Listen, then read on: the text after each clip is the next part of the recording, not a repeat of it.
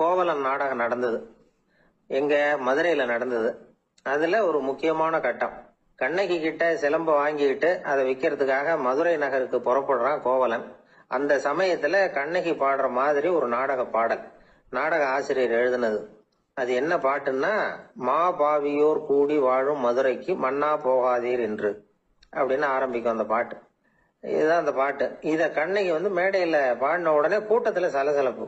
நம்ம ஊர்லயே நமக்கு முன்னாடியே நின்னுகிட்டு மா பாவியோர் கூடி வாழும் மதுரை அப்படின்னு சொல்றாங்களே, என்ன தைரியம் அப்படின்னு எல்லாம் குழப்பம் பண்ண ஆரம்பிச்சுட்டாங்க. மக்கள் சத்தம் போட ஆரம்பிச்சுட்டாங்க. எதிர்ப்பு குரல் அது பாட்டுக்கு வர வர அதிகமா போட்டுது.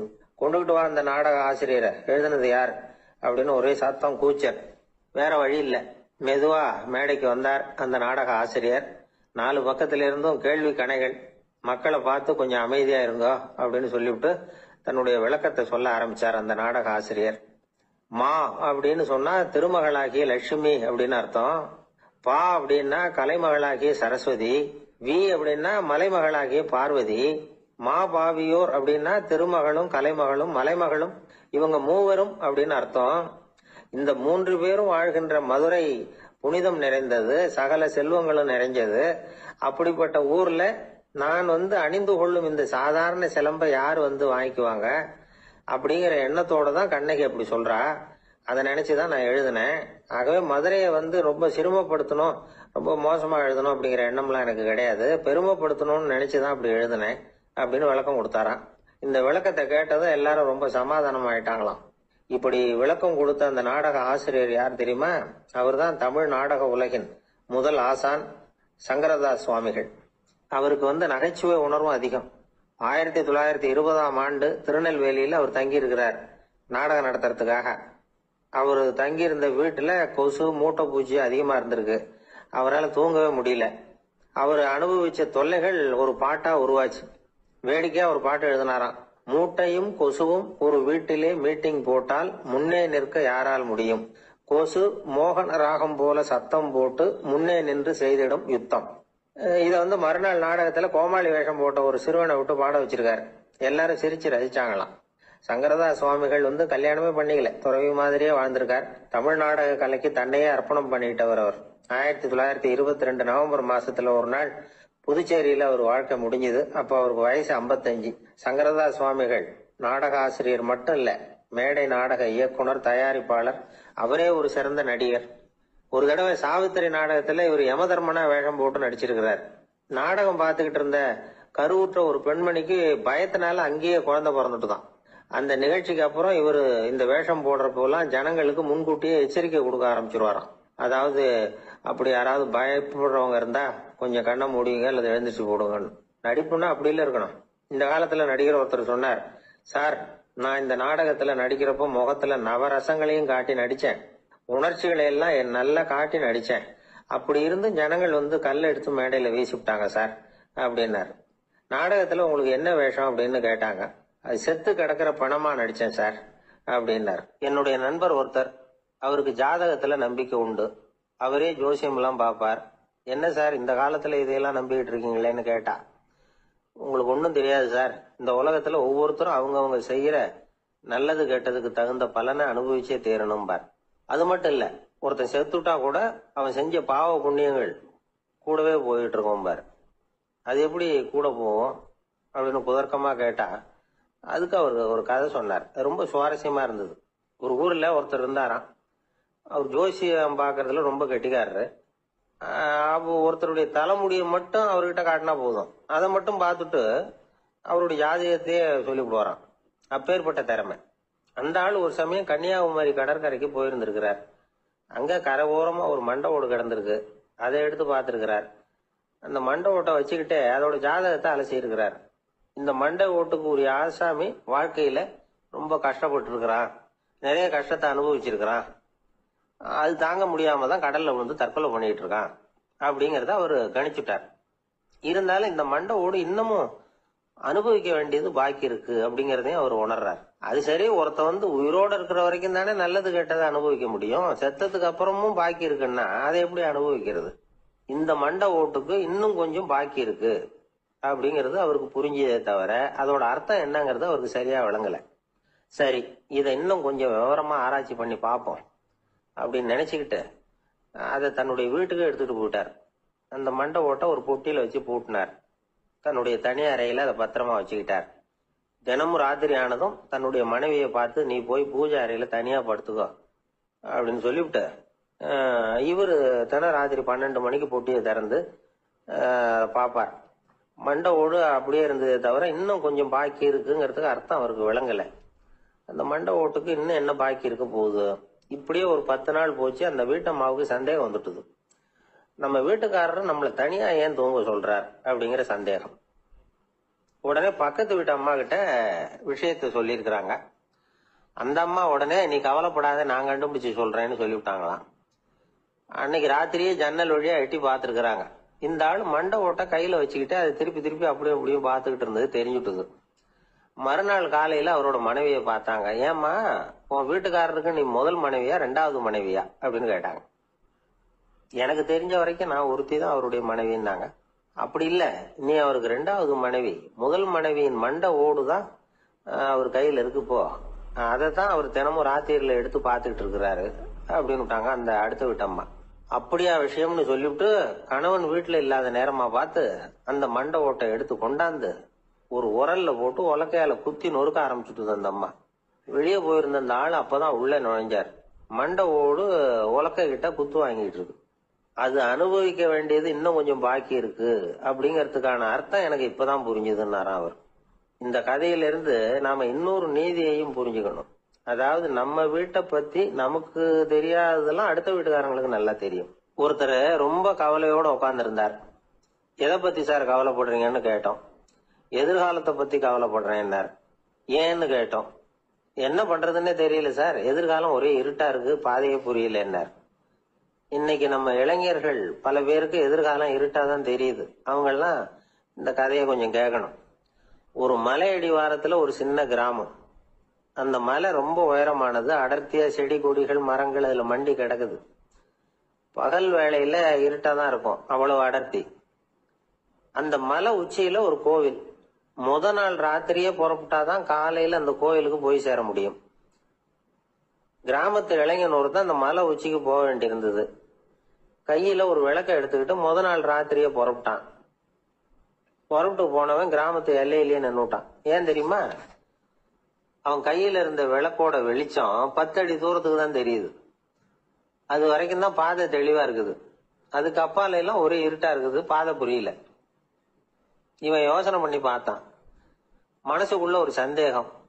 10 அடி தூரம் தானே வெளிச்சம் தெரியுது, அப்படின்னா நாம 10 அடி தூரம் தானே போக முடியும். அதுக்கு அந்தாண்ட ஒரே இருட்டா இருக்குதே, அதுல எப்படி நாம நடந்து போறது? நாம ரொம்ப தூரம் நடந்து போய் ஆகணுமே. அப்படிப்பட்ட நினைப்பெல்லாம் அவனுக்கு வந்துட்டுது. இதுதான் அவன் மனசுல ஏற்பட்ட தயக்கம். இப்படி யோசிச்சுக்கிட்டே அந்த இளம் ஆசாமி புறப்பட்ட இடத்துலயே நின்றுட்டு இருக்கிறான். அந்த சமயத்துல ஒரு வயசான பெரியவர் அந்த பக்கமா வந்தார். அவரு கையில இதை விட சின்னதா ஒரு விளக்கு வச்சிருந்தார். அது எப்படின்னா அது ஒரு 5 அடி தூரத்துக்கு தான் வெளிச்சம் காட்டுது. அவ்வளவு சின்ன விளக்கு.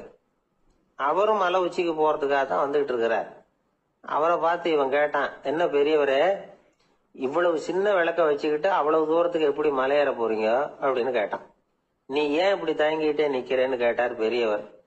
என்கிட்ட இருக்கிற விளக்கு 10 அடி தூரத்துக்கு தான் பாதையை காட்டுதுன்னா. இப்ப பெரியவர் சொன்னார், தம்பி, உன் கையில இருக்கிற விளக்கு கொடுக்கற வெளிச்சத்தை வச்சு நீ முதல்ல 10 அடி தூரம் முன்னாடி போ. 10வது அடியில போய் நின்றுட்டு பாரு, மறுபடியும் ஒரு 10 அடி தூரத்துக்கு பாதை தெரியும். இப்படி உன் கையில இருக்கிற விளக்கு தொடர்ந்து வெளிச்சம் காட்டிக்கிட்டே இருக்கும். நீ முன்னேற முன்னேற அந்த வெளிச்சமும் முன்னேறும். அதனால எத்தனை கிலோமீட்டர் தூரம் வேணும்னாலும் நீ இந்த 10 அடி தூரம் வெளிச்சத்தை வச்சுக்கிட்டே நீ போயிடலாம், புறப்படு அப்படின்னார். இப்பதான் அந்த பெரியவர் சொன்னது இளைஞனுக்கு பளிச்சுன்னு புரிஞ்சுதான். உடனே உற்சாகமா புறப்பட்டான், உச்சிக்கு போய் சேர்ந்தான். இந்த கதையில இருந்து நாம புரிஞ்சுக்க வேண்டியது என்ன தெரியுமா? நீண்ட கால திட்டம் ஒண்ணு போடும் பொழுது நமக்கு முன்னாடி இருக்கிறத மறந்துட்டு மனசை போட்டு குழப்பிக்க கூடாது. உங்க கையில என்ன இருக்கோ அதுலயே உங்க எதிர்காலம் மறைஞ்சிருக்குது. கண் முன்னாடி தெரியறத வச்சு ஆரம்பிங்க, போக போக வழி தானா புலப்படும் அப்படிங்கிறாரு ஒரு பெரியவர். பெரிய பயணங்களை எல்லாம் இப்படிதான் நடத்த வேண்டியிருக்கும். ஒவ்வொரு அடியா எடுத்து வச்சா ஓடி போய் சேர்ந்து விடலாம். மலைச்சு போய் நின்றுட்டா நின்றுட்டே இருக்க வேண்டியதுதான். நம்ம ஆள்லாம் ரொம்ப மோசமான இருக்கிறாங்க. ஒருத்தன் அப்படிதான் நீண்ட தூர பிரயாணம் ஒண்ணு புறப்பட்டான். ரயில் போய்கிட்டே இருந்தது. கொஞ்ச தூரம் போச்சு, பாதி வழியில கையில வச்சிருந்த டிக்கெட்டை காத்துல விட்டுட்டான். ஐயோ, என் டிக்கெட்டு போயிட்டுதே அப்படின்னு கத்த ஆரம்பிச்சுட்டான். பக்கத்துல இருந்த பெரியவர் அவனை பார்த்து பரிதாபப்பட்டு, கவலைப்படாத தம்பி, போனா போகுது, வேற டிக்கெட் வாங்கிக்கலாம் அப்படின்னு ஆறுதல் சொன்னார். அதுக்கு அவன் சொல்றான், சார், நான் அதுக்காக அழல, அந்த டிக்கெட்டு கிடைச்சாதானே நான் எந்த ஊருக்கு போகணுங்கிறது எனக்கு தெரியும் அப்படிங்கிறான். ஒரு ஊர்ல ஒரு ஆள் இருந்தான். அவனுக்கு ஒரே ஒரு மகள். அவளை நல்ல இடத்துல கட்டி கொடுக்கணும்னு ஆசைப்பட்டான். அதுக்காக மாப்பிள்ளை தேடிட்டு இருந்தான். அவன் கொஞ்சம் வசதியான ஆள், அதனால நிறைய பேர் வந்தாங்க. இருந்தாலும் ஒரு நல்ல குணமுள்ள மாப்பிள்ளையா இருக்கணும் அவன் எதிர்பார்த்தான். அப்படி இருக்கணும்னு தொடர்ந்து முயற்சி பண்ணான். கடைசியா ஒரு 3 பேர் கிடைச்சாங்க. அந்த 3 பேர்ல யாரை தேர்ந்தெடுக்கிறது, இதுதான் அவனுக்கு வந்த குழப்பம். இந்த நிலைமையில ஒரு பெரியவரை தேடி போனான். அவர்கிட்ட தன்னுடைய பிரச்சனையை சொன்னான். அவர் கொஞ்சம் யோசனை பண்ணார். அதுக்கப்புறம் 3 பேரையும் கூப்பிட்டார். இத பாருங்கப்பா, உங்க 3 பேருக்கும் 3 மாச கால அவகாசம் தர்றேன். நீங்க இப்ப போகலாம். 3 மாசம் கழிச்சு திரும்பி வரலாம். அப்படி வரும்பொழுது இந்த 3 மாச காலத்துல நீங்க செஞ்ச நல்ல காரியம் ஏதாவது ஒண்ணு சொல்லணும். அதை வச்சு உங்கள ஒருத்தரை நாங்க தேர்ந்தெடுத்துக்கிறோம் அப்படின்னு சொன்னாராம். 3 பேரும் சரின்னு சொல்லிவிட்டு திரும்பி போயிட்டாங்க. 3 மாசம் ஆச்சு. அதுக்கப்புறம் ஒரு நாள் திரும்பி வந்தாங்க. அவர் அவங்களை கூப்பிட்டு உட்கார வச்சார். அப்புறம் கேட்டார், இப்ப சொல்லுங்க, இந்த 3 மாச காலத்துல நீங்க செஞ்சிருக்கிற ஏதாவது ஒரு நல்ல காரியத்தை சொல்லுங்க அப்படின்னார். முதல்ல ஒருத்தன் எழுந்திருச்சு நின்னான். ஐயா, எங்க அப்பா இறந்த பிறகு அவரோட கணக்கு வழக்குகளை எடுத்து பார்த்துக்கிட்டு இருந்தேன். அவர் ஒரு வியாபாரி கிட்ட 10,000 ரூபாய் கடன் வாங்கி இருக்கிறதாக எழுதியிருந்தார். அந்த வியாபாரியும் இப்ப உயிரோட இல்ல. இருந்தாலும் அந்த வியாபாரியோட மகனை தேடி கண்டுபிடிச்சேன். கணக்கு புத்தகத்தை காட்டினேன். உங்க அப்பா கிட்ட 10,000 ரூபாய் கடன் வாங்கி இருக்கிறதாக இதை எழுதியிருக்கிறார். அதனால அதை திருப்பி கொடுக்கறதுக்காக வந்திருக்கிறேன். இந்தாங்க அந்த பணம் அப்படின்னு சொல்லி கொடுத்துட்டு வந்துட்டேன் அப்படின்னு நானும். இத பெரியவர் கவனமா கேட்டுக்கிட்டார். அதுக்கப்புறம் 2வது இளைஞன் எழுந்திருச்சான். ஐயா, நான் போன மாசம் ஒரு நாள் ராத்திரி வேளையில ஒரு காட்டுப்பாதை வழியா எங்க ஊருக்கு போய்கிட்டு இருந்தேன். அந்த சமயத்துல அந்த வழியா வந்துகிட்டு இருந்த ஒரு வழிபோக்கர்கிட்ட 4-5 திருடர்கள் வம்பு வளர்த்து அவர்கிட்ட இருந்த பொருளை எல்லாம் கொள்ளையடிச்சுக்கிட்டு இருந்தாங்க. நான் உடனே ஒரு குச்சியை எடுத்துட்டு ஓடினேன். அந்த திருடர்களை அடிச்சு விரட்டினேன். பொருளை எல்லாம் மீட்டு அந்த வழிபோக்கர்கிட்ட ஒப்படைச்சேன். அவரை பத்திரமா அழைச்சிட்டு போய் அவர் வீட்டுல விட்டுட்டு வந்தேன் அப்படின்னு நானும். இதையும் பெரியவர் கவனமா கேட்டுக்கிட்டார். அடுத்தபடியா 3வது இளைஞன் எழுந்திருச்சான். ஐயா, போன மாசம் ஒரு நாள் நான் ஒரு மலைப்பாதை வழியா போயிட்டு இருந்தேன். மலைப்பாதை விளிம்புல ஒரு மதகு கட்டை, அது மேல ஒரு ஆள் படுத்து தூங்கிட்டு இருந்தான். அந்த பக்கம் தவறி உருண்டு விழுந்திருந்தான்னா அதுல பாதாளம். அது மலையடி வாரத்துல போய் தான் விழணும். அவ்வளவு பள்ளம். அது தெரியாம அவன் பாட்டுக்கு தூங்கிட்டு இருந்தான்.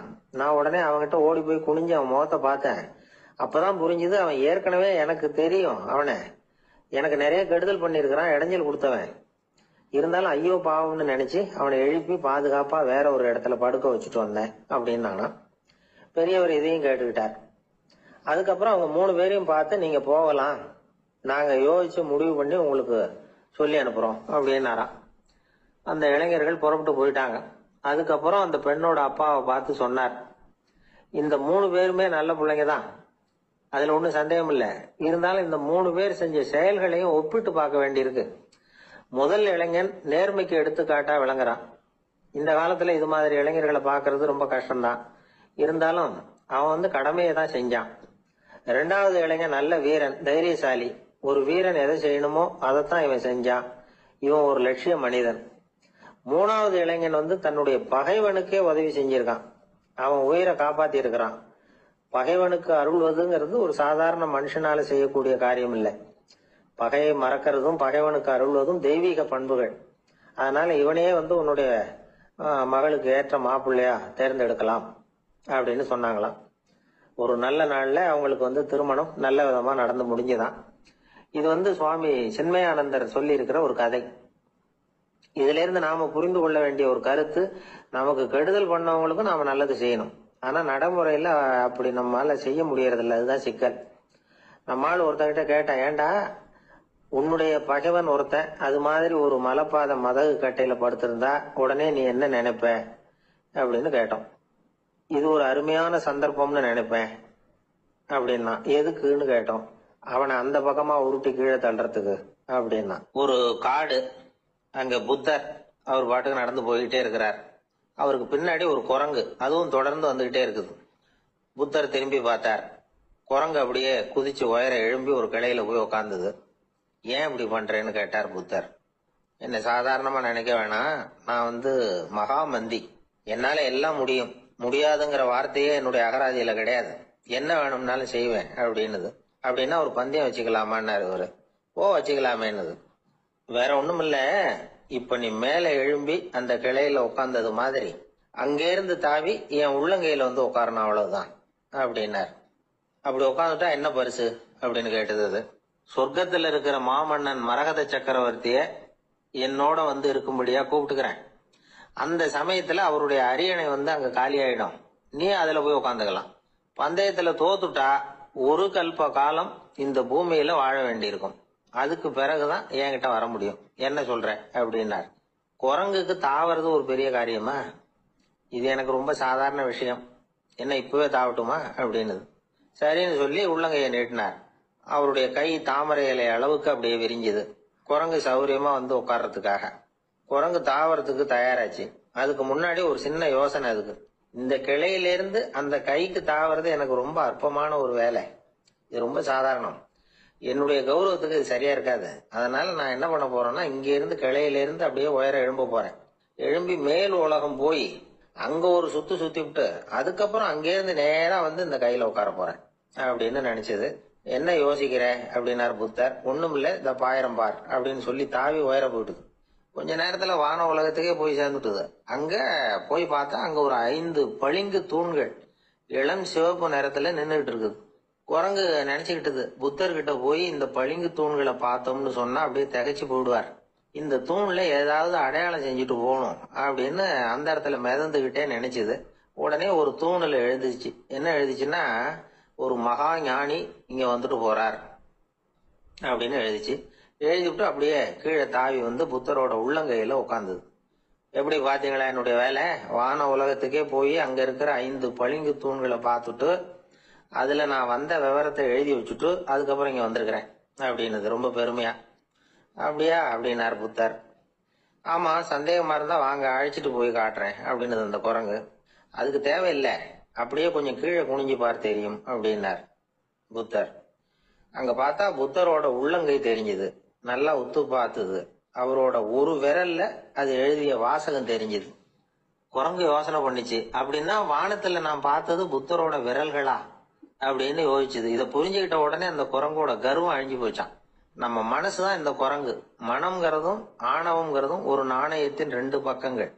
மனம் உள்ளவரை ஆணவமும் இருக்கும். மனம் அழிஞ்சாதான் ஆணவம் அழியும். மனம் அழிய வேண்டும் அப்படின்னு பெரியவங்க சொல்றது இந்த அர்த்தத்துலதான். நம்ம ஆளுங்க சவால் விடுறதெல்லாம் வேற மாதிரி. ஒருத்தன் ஒரு வாய்க்காலை தாண்டறேன்னு பந்தயம் கட்டி தாண்ட முடியாம வாய்க்கால விழுந்து காலை உடைச்சுக்கிட்டு கட்டு போட்டுக்கிட்டு வந்தான். ஏன்டா அப்படின்னு கேட்டாங்க. நான் பந்தயம் கட்டின நேரம் சரியில்லை அப்படின்னா. எப்படிறான்னு கேட்டிருக்காங்க. வாய்க்கால்ல தண்ணி இருக்கிற நேரமா பார்த்து பந்தயம் கட்டியிருக்கணும் அப்படின்னானா. ஒரு அம்மா, அவங்களுக்கு 35 வயசு இருக்கும், குடும்பத்துல எந்த கஷ்டமும் இல்லை, இருந்தாலும் காரணம் இல்லாம பிள்ளைங்க பேர்ல கோவப்படுறது, எரிஞ்சு விடுறது அவங்க வழக்கம். பிள்ளைங்க அழும், உடனே அவங்க மனசும் சங்கடப்படும். இன்னொரு அம்மா, நல்ல வேலையில இருக்கிறவங்க, வாரத்துக்கு ஒரு தடவையாவது தலைவலி வந்துடும். இவங்களுக்கு எல்லாம் உடம்புல எந்த கோளாறும் இல்ல, மனசு மட்டும் சரியா இருக்காது, தூக்க மாத்திரை கையில வச்சிருப்பாங்க. 30-35 வயசுடைய பெண்களுக்கு சர்வசாதாரணமா காணப்படுகிற மனக்கோளாறு இது. இதுக்கு பேர் மனவாட்டம், டிப்ரெஷன், மனமடிவு அப்படின்னு சொல்லலாம். இந்த நோய்க்கு அறிகுறி என்ன தெரியுமா? மனசுல வருத்தமான உணர்வு இருக்கும், அடிக்கடி அழலாம் போல தோணும். முன்னால எல்லாம் எந்தெந்த செயல்ல ஆர்வம் இருந்ததோ அதெல்லாம் குறைஞ்சிரும், அல்லது சுத்தமாவே ஆர்வம் இல்லாம போயிடும். சில பெண்கள் இளம் வயசுல பக்கத்துல இருக்கிறவங்க கிட்ட கலகலப்பா பேசுவாங்க, வீட்டை அலங்கரிக்கிறதுல ஆர்வம் இருக்கும். இப்போ அதுல எல்லாம் ஆர்வம் இல்லாம போயிடும். எந்த வேலை செஞ்சாலும் சீக்கிரம் களைப்பு அடைஞ்சுடுறது மாதிரி ஆயிடும். நமக்கு யாருமே உதவியா இல்லை, நம்ம எல்லாரும் கை விட்டுட்டாங்க போல இருக்குதே அப்படிங்கிற உணர்வுலாம் உண்டாகும். தன்னைத்தானே குறை சொல்லிக்குவாங்க, நாம தப்பு பண்ணிவிட்டோம் போல இருக்குதே அப்படின்னு தோணும். குற்றம் பண்ணிட்டதா நினைச்சு கஷ்டப்படுவாங்க. பசி இருக்காது, தூக்கத்துல தொந்தரவு இருக்கும், அடிக்கடி செத்து போடலாங்கிற உணர்வு வரும், தற்கொலை பண்ணிக்கலாங்கிற எண்ணம் உண்டாகும். சில பேர் தற்கொலை முயற்சியில கூட ஈடுபடுவாங்க. சில பேருக்கு பலவிதமான உடல் வலிகள் இருக்கும், பலவீனம் இருக்கும், சீக்கிரமா களைப்படைஞ்சு போடுவாங்க. இதெல்லாம் மனவாட்ட நோய்க்கான தன்மைகள். இந்த மனவாட்டம், அதாவது டிப்ரெஷனை வந்து 2 வகையா பிரிக்கலாமா. ஒன்னு தானா உண்டாக்கிக்கிறது, இன்னொன்னு எதிர் விளைவை உண்டு பண்ணுகிற அல்லது நரம்பு சம்பந்தப்பட்ட டிப்ரெஷன். தானா உண்டாக்கிக்கிற மனவாட்ட நோய் இருக்கு பாருங்க, அதுக்கு ஏதாவது சூழ்நிலை காரணமா இருக்கலாம் அல்லது இல்லாமலும் போகலாம். மூளையில வந்து டொபாமைன் அல்லது செரட்டோனின் இதோட அளவு வந்து குறையும் பொழுது இந்த டிப்ரெஷன் உண்டாகுது. இதுக்கு ஓரளவு பிறவி காரணங்கள் கூட இருக்கலாம், குடும்பத்துல வேற சிலருக்கும் வரலாம். பாதிக்கப்பட்ட பெண்ணை வந்து பார்க்கறதுக்கு பலவீனமா தெரியும், கடுமையான குற்ற உணர்வு இருக்கும், தனியா இருக்கிறதுக்கு ஆசைப்படுவாங்க, நடு ராத்திரியில எழுந்திரிச்சு உட்காந்து கஷ்டப்பட்டுக்கிட்டு இருப்பாங்க, கொடூரமான முறையில தற்கொலை பண்ணிக்க முயற்சி பண்ணுவாங்க, தீ வச்சுக்கிறது, அமிலத்தை குடிக்கிறது, தூக்குல தூங்குறது. இப்படி தானா வரவழைச்சிக்கிற மனவாட்ட நோய் வந்து மறையக்கூடிய நோய். ஒரு தடவை வந்தா 3ல இருந்து 6 மாசம் வரைக்கும் நீடிக்கும். இடைப்பட்ட காலங்களில் நோயாளி இயல்பா இருப்பார். எதிர் விளைவை உண்டு பண்ணுகிற அல்லது நரம்பு சம்பந்தப்பட்ட மன வாட்ட நோய் எப்படின்னா, கணவன் மனைவி மாமியார் மருமகள் இப்படிப்பட்ட உறவு முறை பிரச்சனைகள், தோல்விகள், எரிச்சல்கள், ஆபீஸ் பிரச்சனை, இப்படிப்பட்ட சூழ்நிலையால உண்டாகிறது. எல்லாத்துக்கும் மருந்து இருக்கு, மார்க்கம் இருக்குது, கவலைப்பட வேண்டியதில்லை, தைரியமா இருக்கணும். உளவியல் மருத்துவம் இதுக்கு ரொம்ப உபயோகமா இருக்கும். சில பெண்களை பாருங்க, அவங்க எதுக்கும் அலட்டிக்கிறது இல்லை. ஒரு அம்மா அப்படிதான் தன்னுடைய கணவனை அழைச்சிக்கிட்டு ஒரு மனநோய் மருத்துவர்கிட்ட வந்தாங்க. டாக்டர், எங்க வீட்டுக்காரர் திடீர்னு ஒரு மாதிரி ஆயிட்டார், வித்தியாசமா நடந்துகிறார். எப்படின்னா, இவர் தன்னையே ஒரு ஒட்டட பூச்சியா நினைச்சுக்கிட்டு இருக்கிறார். அப்படி நினைச்சுக்கிட்டு தன்னுடைய தலையாலேயே வீட்டுல உள்ள ஒட்டடையெல்லாம் தொடச்சிக்கிட்டு இருக்கிறார் அப்படின்னாங்க. எவ்வளவு நாளா அப்படி இருக்குதுன்னு கேட்டார் டாக்டர். 1 வாரம் அப்படி இருக்குது அப்படின்னாங்க அந்த அம்மா. அப்படின்னா முன்னாடியே ஏன் அழைச்சிட்டு வரல அப்படின்னு கேட்டார் டாக்டர். வீடு பூரா சுத்தமாகட்டுமேனு பாத்துக்கிட்டு இருந்தேன் டாக்டர் அப்படின்னாங்களாம் அந்த அம்மா. ஒரே ஒரு ஊர்ல ஒரு பாதிரியார் இருந்தார். ரொம்ப நாள் சந்தோஷமா வாழ்ந்தார். ஒரு நாள் அவர் மடத்து சமையல் அறையில பாத்திரங்களை கழுவி துலக்கி சுத்தப்படுத்திக்கிட்டு இருந்தார். அந்த சமயத்துல ஒரு தேவ தூதன் அவர் முன்னாடி வந்து நின்னான். இவர் நிமிர்ந்து பார்த்தார். ஆண்டவர் என்ன வந்து உங்ககிட்ட அனுப்பி இருக்கிறார், பரலோகத்துல வாசம் செய்யறதுக்கு உங்களுக்கு நேரம் வந்துட்டுது அப்படின்னு அந்த ஆள். ஆண்டவருக்கு என்னோட ஞாபகம் வந்ததுக்கு நன்றி. ஆனாலும் இப்போ இங்க நீயே பாரு, எவ்வளவு பாண்டங்கள் பாக்கி இருக்கு, இவ்வளவையும் நான் வந்து சுத்தப்படுத்த வேண்டியிருக்கு. நான் வந்து நன்றி கெட்டவனா இருக்க விரும்பல.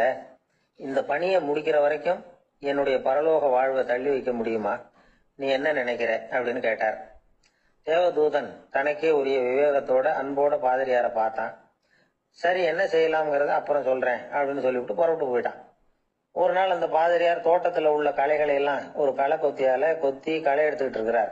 அந்த சமயத்துல இந்த தேவதூதன் மறுபடியும் அவர் முன்னாடி வந்து நிக்கிறான். பாதிரியார் பார்த்தார்.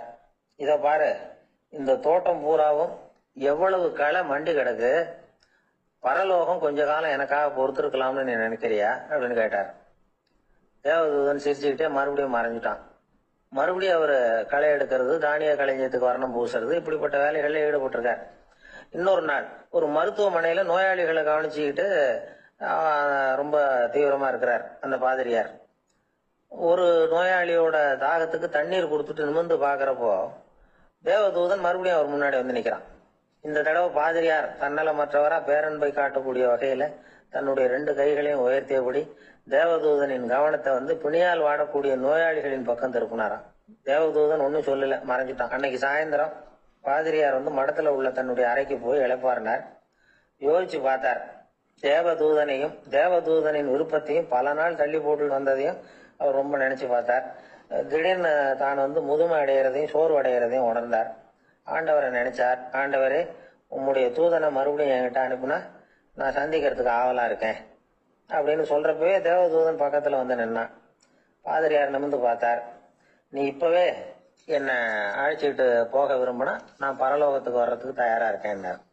தேவதூதன் அந்த பாதிரியார அன்போடவும் விவேகத்தோடவும் பார்த்து, நீங்க வந்து என் கூட பரலோகத்துக்கு வர்ற தயாரா இருக்கிறதா சொல்றீங்க, ஆனா நீங்க இதுவரைக்கும் வேற எங்க இருந்ததா நினைக்கிறீங்க அப்படின்னாலும்.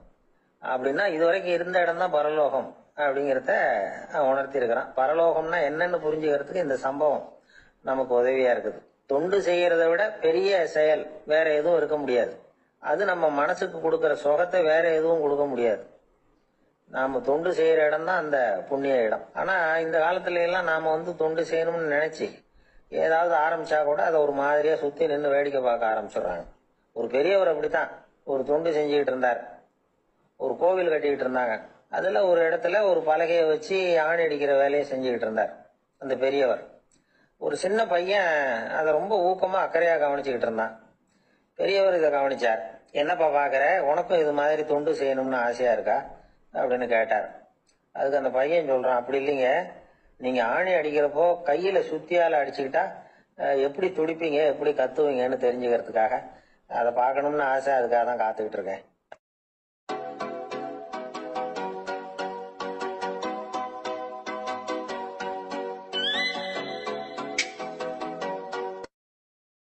ஒரு நாள் ராமர் அரசவையில உட்கார்ந்துருக்கிறார். ராமராஜ்யம் நடந்துகிட்டு இருந்த நேரம். அந்த சமயத்துல ஒரு நாய் அரச சபைக்கு வந்துதான். அது தலையில அடிபட்டு ரத்தம். அந்த கோலத்துல அது அங்க வந்தது. எல்லாரும் ஆச்சரியமா அதை பார்த்தாங்க. ராமரும் அந்த நாயை பார்த்தார். நீங்க வந்த காரியம் என்ன, என்ன நடந்தது, எதுவா இருந்தாலும் பயப்படாம சொல்லு அப்படின்னார். உடனே அந்த நாய் மெதுவா சொல்ல ஆரம்பிச்சுதான்.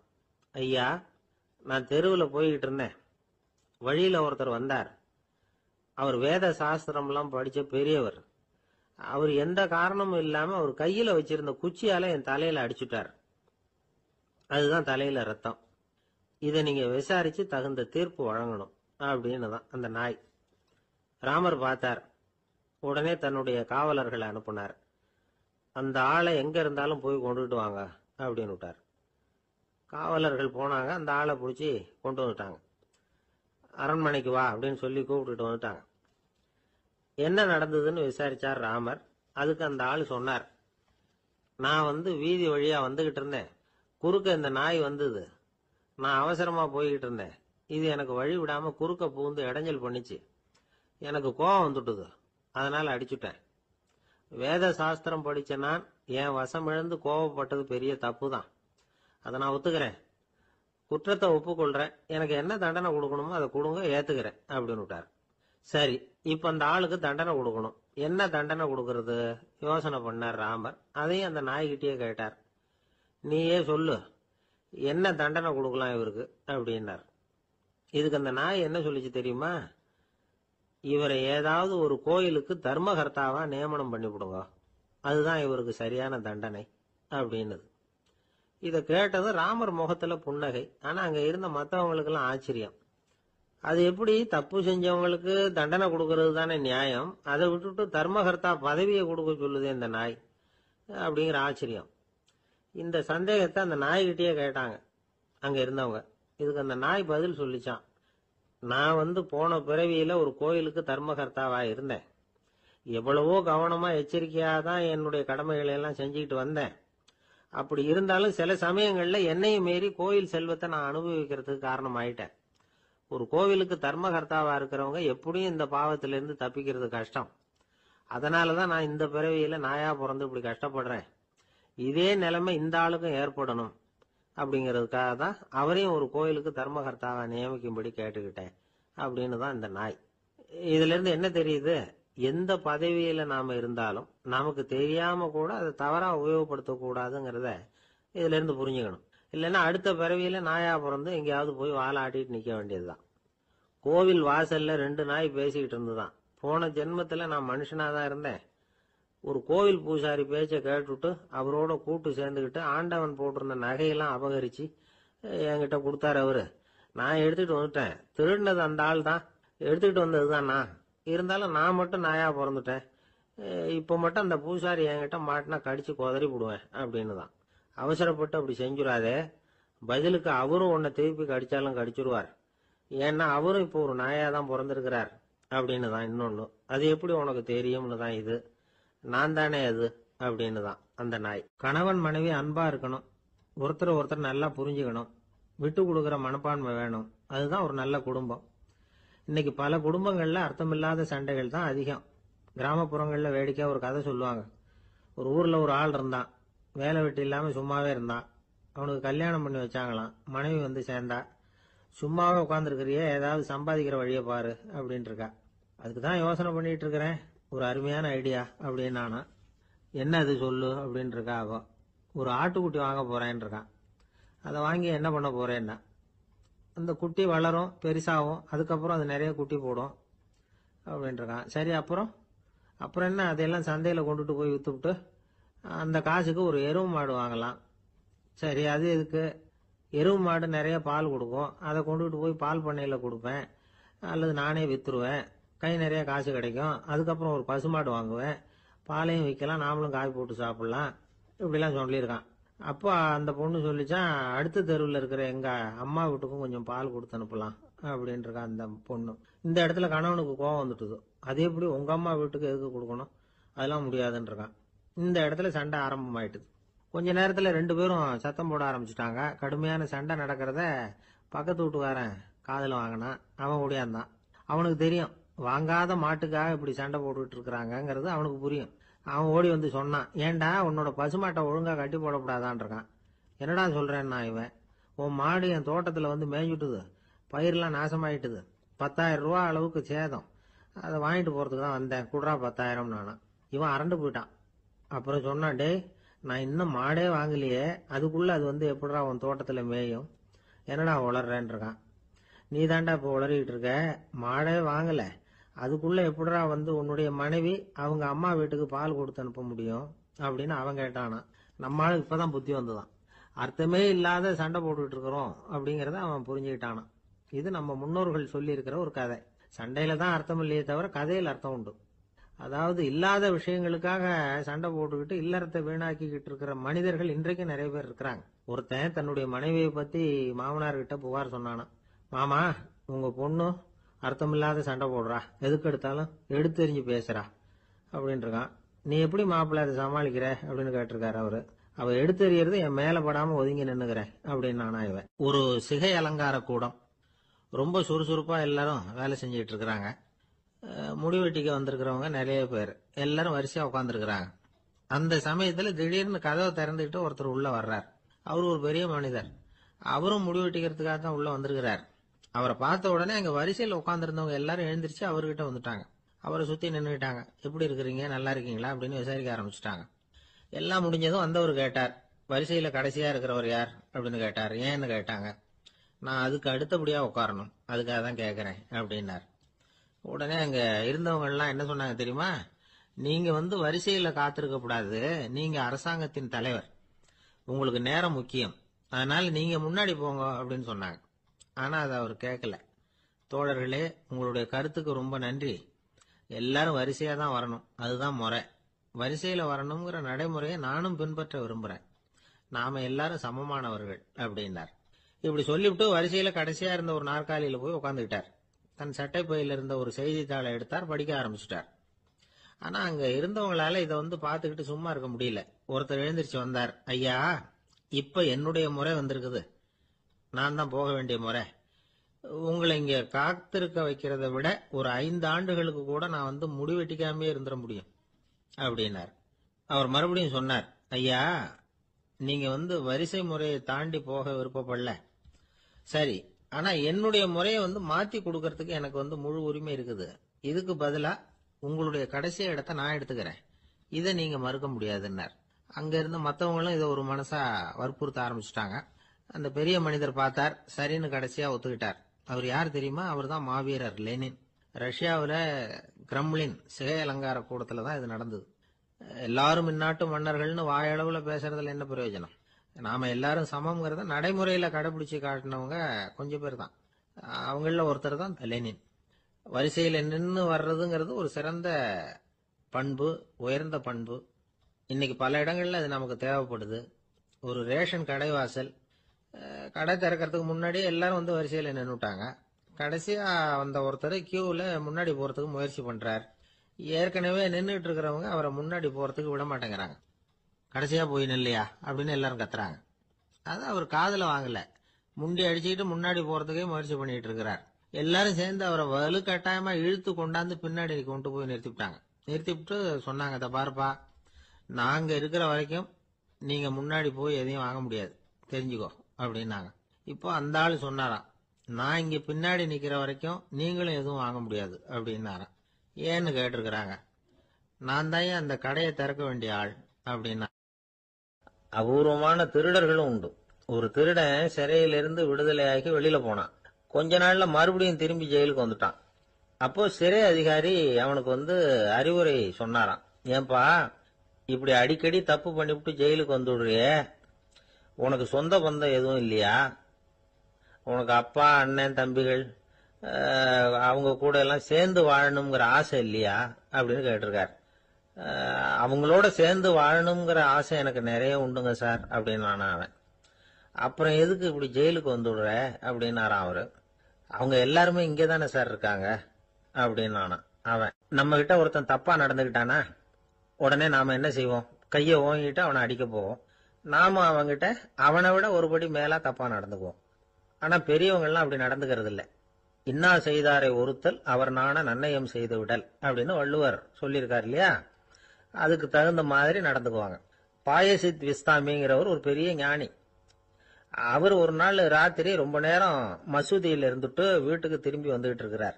வழியில ஒரு குடிகாரன், அவன் கையில ஒரு இசை கருவி, அதை கண்ணா பின்னான்னு மீட்டிக்கிட்டு வாய்க்கு வந்தபடி என்னத்தையோ பாட்டுன்னு நினைச்சுக்கிட்டு பாடிக்கிட்டு அவன் பாட்டுக்கு கிடக்குறான் வழியில. அதோட இருந்தாலும் பரவாயில்ல, அந்த பக்கமா வழியில போறவங்க வர்றவங்களை எல்லாம் பார்த்து கண்ணா பின்னான்னு திட்டிக்கிட்டு இருக்கிறான், ரொம்ப வளர்க்குறான். பாயசித் பிஸ்தாமிங்கிற அந்த பெரியவர் அந்த வழியா போறார். அவனை பாக்குறார். அவனுடைய நிலைமைய பார்த்துட்டு பரிதாபப்படுறார்.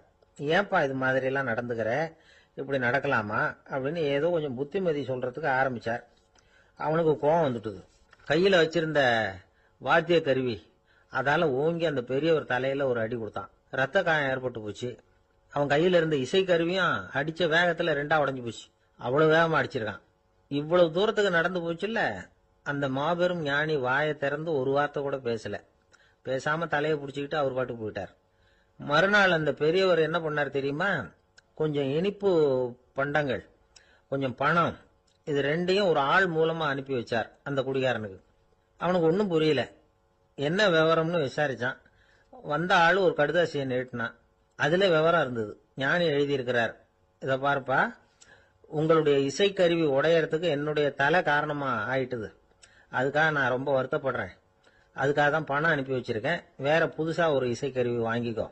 அப்புறம் இன்னொரு விஷயம், நேற்றுக்கு ராத்திரி என்கிட்ட ஏகப்பட்ட கசப்பான வார்த்தைகளை பேசினேன். இதோட அனுப்பி இருக்கிற இனிப்பு பண்டங்களை சாப்பிட்டு உன்னுடைய நாவல உள்ள கசப்பை மாத்திக்கோ அப்படின்னு அதுல எழுதப்பட்டிருந்தது. இந்த சமயத்துல அவன் குடி மயக்கத்துல இல்ல, தெளிஞ்சு போயிருந்த நேரம் இது. அதனால அதை படிச்ச உடனே அவனுக்கு ரொம்ப வெக்கமா போச்சு. தலை குனிஞ்சான், யோசனை பண்ணான். கொஞ்ச நேரத்துல தன்னுடைய நண்பர்கள் சில பேரையும் கூப்பிட்டுக்கிட்டு நேரா அந்த ஞானி இருக்கிற இடத்துக்கு ஓடினான். அவர் காலில் விழுந்தான். அவர்கிட்ட மன்னிப்பு கேட்டுக்கிட்டான். பெரியவங்களே தெரியாம நான் இந்த பாவ செயலை பண்ணிவிட்டேன், என்னை மன்னிச்சுங்க. உங்களுடைய பொறுமையும் போதனையும் என்னுடைய கண்ணை திறந்துட்டுது. இனிமே நானும் என்னுடைய நண்பர்களும் நல்ல வழியில திருந்தி வாழ போறோம் அப்படின்னா. ஞானி செய்த நன்னயம் குடிகாரனை எப்படி திருத்திருக்கு பாத்தீங்களா? இந்த கதையை கேட்டுட்டு ஒருத்தர் சொன்னார், என் வாழ்க்கையில கூட அப்படி ஒரு சம்பவம் நடந்தது சார். நானும் ஒரு நாள் ராத்திரி ஓவரா குடிச்சிட்டு ஒரு கிட்டாரை வாசிச்சுக்கிட்டு கண்ணாபின்னான்னு உளறிக்கிட்டு திட்டிக்கிட்டு இருந்தேன். அந்த சமயம் அந்த வழியா ஒருத்தர் வந்தார். ஓங்கி தலையில ஒரே ஒரு அடி, ரத்தம் வந்துட்டுது. அதுக்கப்புறம் என் மனசு தெரிந்துட்டுது சார் அப்படின்னார். அப்படியா என்ன ஆச்சரியமா? ஆமா சார், அடி விழுந்தது அவர் தலையில இல்ல, என் தலையில. வந்தவர் என்ன அப்படி அடிச்சுட்டார். மயக்கம் தெளிஞ்சதுக்கு அப்புறம் தான் எனக்கு விவரம் புரிஞ்சது. அவர் ஒரு போலீஸ்காரரு அப்படின்னார் ரொம்ப சோகமா. ஒரு ஊர்ல ஒரு துறவி இருந்தார், புத்த சமய துறவி. அந்த ஊர் மன்னன் அவரை பத்தி கேள்விப்பட்டிருக்கான். ஒரு நாள் புறப்பட்டு போனா, துறவியின் பாதங்களை தொட்டு வணங்கினான். அதுக்கப்புறம் சொன்னான், ஐயா, நான் உங்களை அரண்மனைக்கு அழைச்சிட்டு போறதுக்காக வந்திருக்கிறேன். இனிமே நீங்க இங்க எதுக்கு இருக்கணும் அப்படின்னானா. அவன் மனசுக்குள்ள என்ன நினைப்புன்னா, இவர் எங்க வர போறாரு, நான் ரொம்ப எளிமையானவன், எனக்கு எதுக்கு அரண்மனை வாசம்னு சொல்லி விடுவார் அப்படின்னு நினைச்சிருக்கான். ஆனா அந்த துறவி என்ன பண்ணாரு தெரியுமா? அப்படியா, சரி போகலாம், வா, போய் உன் ரதத்தை கொண்டுட்டு வா. அரண்மனைக்கு போகும்பொழுது அதுக்கு தகுந்த மாதிரி ஆடம்பரமா போகணும் அப்படின்னு விட்டாராம். துறவி இப்படி சொன்னதும் அந்த மன்னனுக்கு மனசுக்குள்ள சந்தேகம் வந்துட்டுது. இவர் உண்மையிலேயே துறவி தானா, ஏமாத்து பேர் வழி மாதிரி தெரியுதே அப்படின்னு நினைச்சிருக்கான். இருந்தாலும் இனிமே என்ன பண்றது, சொல்லியாச்சு. ரதத்தை கொண்டுட்டு வந்தான். துறவி ஏறி உக்காந்தார். பக்கத்துல ராஜா. அவரு ரொம்ப உற்சாகமா வரார். இவன் ரொம்ப சோர்ந்து போய் வரான். துறவி மரத்தடியிலேயே வாழ்ந்து பழக்கப்பட்டவர். அரண்மனையில எளிமையா ஒரு இடத்துல உட்காந்துக்குவார் அப்படின்னு நினைச்சான். ஆனா அப்படி இல்ல. அரண்மனைக்கு வந்த உடனே அந்த துறவி அதை கொண்டுட்டு வா இதை கொண்டுட்டு வான்னு சொல்லி உத்தரவு போட ஆரம்பிச்சுட்டார். அரண்மனையில இருந்தா அரசனை மாதிரி இருக்கணும் அப்படிங்கிறார். ராத்திரி பூரா சௌரியமா தூங்கினார். பகல்ல அரண்மனை தோட்டத்துல உலாவ வேண்டியது, நீச்சல் குளத்துல குளிக்க வேண்டியது, இப்படியே பொழுது போக்கிட்டு இருக்கிறார். அந்த அரண்மனையில துறவி மகிழ்ச்சியா இருக்கிறார். மன்னனால அப்படி இருக்க முடியல. அவருக்கு எந்த கவலையும் இல்ல. இவனுக்கு அரசாங்க கவலைகள். துறவி அப்படி இருக்கிறத இவனால தாங்கிக்க முடியல. ஒரு நாள் அவர்கிட்டயே போய், நான் உங்ககிட்ட கொஞ்சம் பேசணும் நானா. துறவி பார்த்தார். நான் இந்த அரண்மனைக்கு வரும்பொழுதே நீ என்னமோ என்கிட்ட கேட்கணும்னு நினைச்ச. ஏன் கால தாமதம்? நீ அனாவசியமா உன்னையே தொந்தரவு பண்ணிட்டு இருக்கிற. நீ கவலையா இருக்கேங்கிறது எனக்கு புரியுது. நான் மரத்தடியில இருந்தப்ப கூட என்னை அடிக்கடி சந்திச்சுக்கிட்டு இருப்ப. ஏதாவது விளக்கம் கேட்கறது உண்டு. இங்க வந்த பிறகு என்னை சந்திக்கிறது கூட அபூர்வமா போயிட்டுது.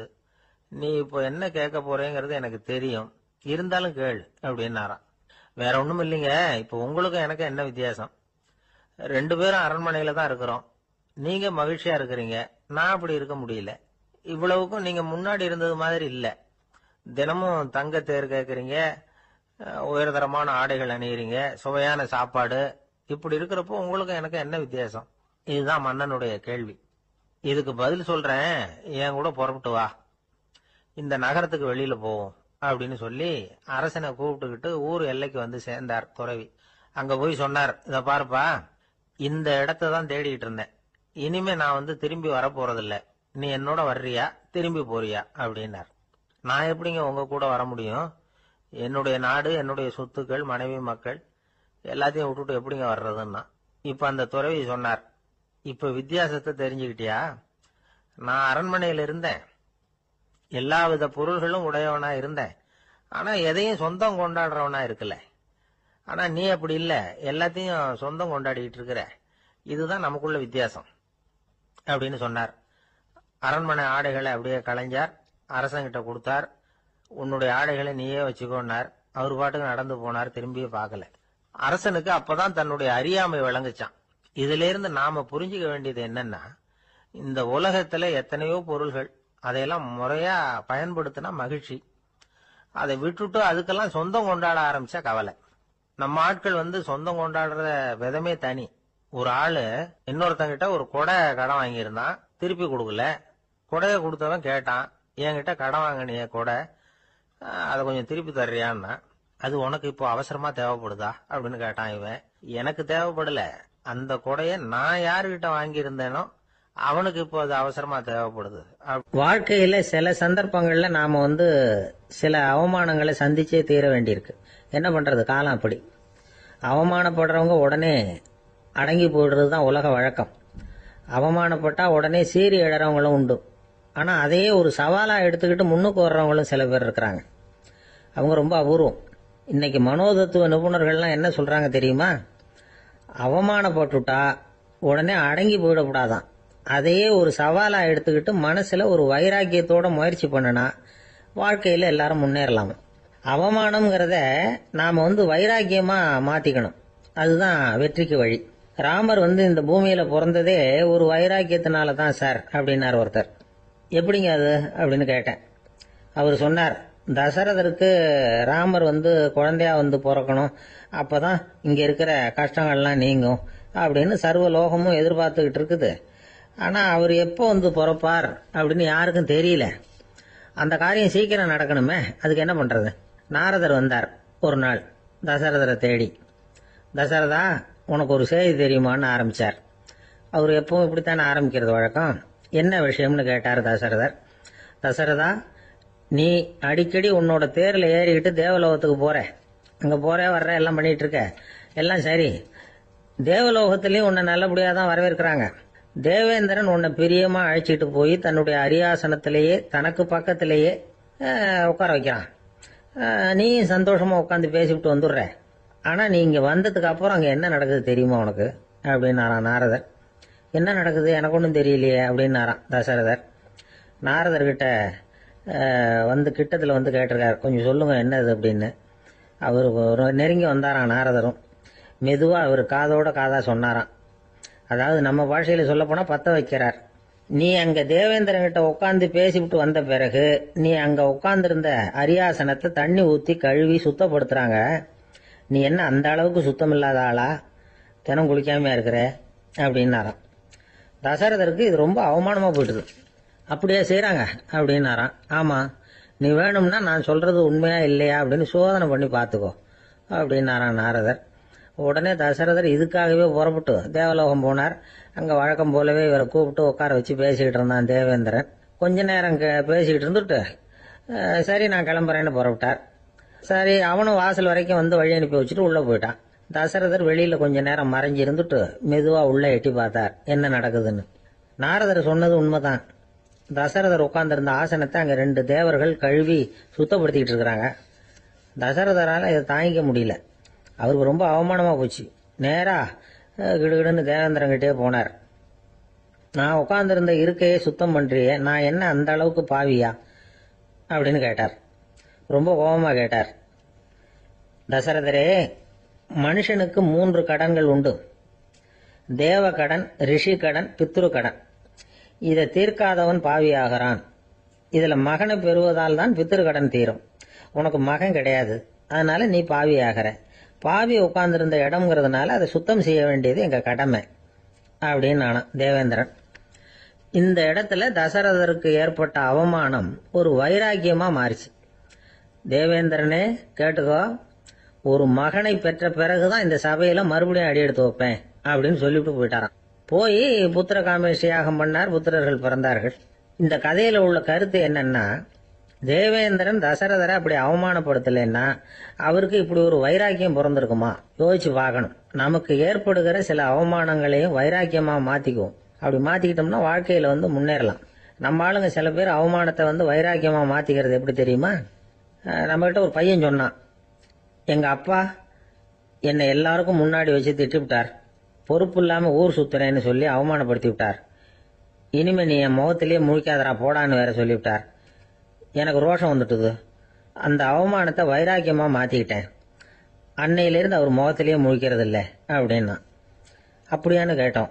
ஆமாங்க, அவர் வீட்டில் இல்லாத நேரமா பார்த்து உள்ள சமையல் கட்டுக்கு போய் சாப்பிட்டுட்டு நைஸா வெளியில வந்துருவேன் அப்படிங்கிறான் அவன்.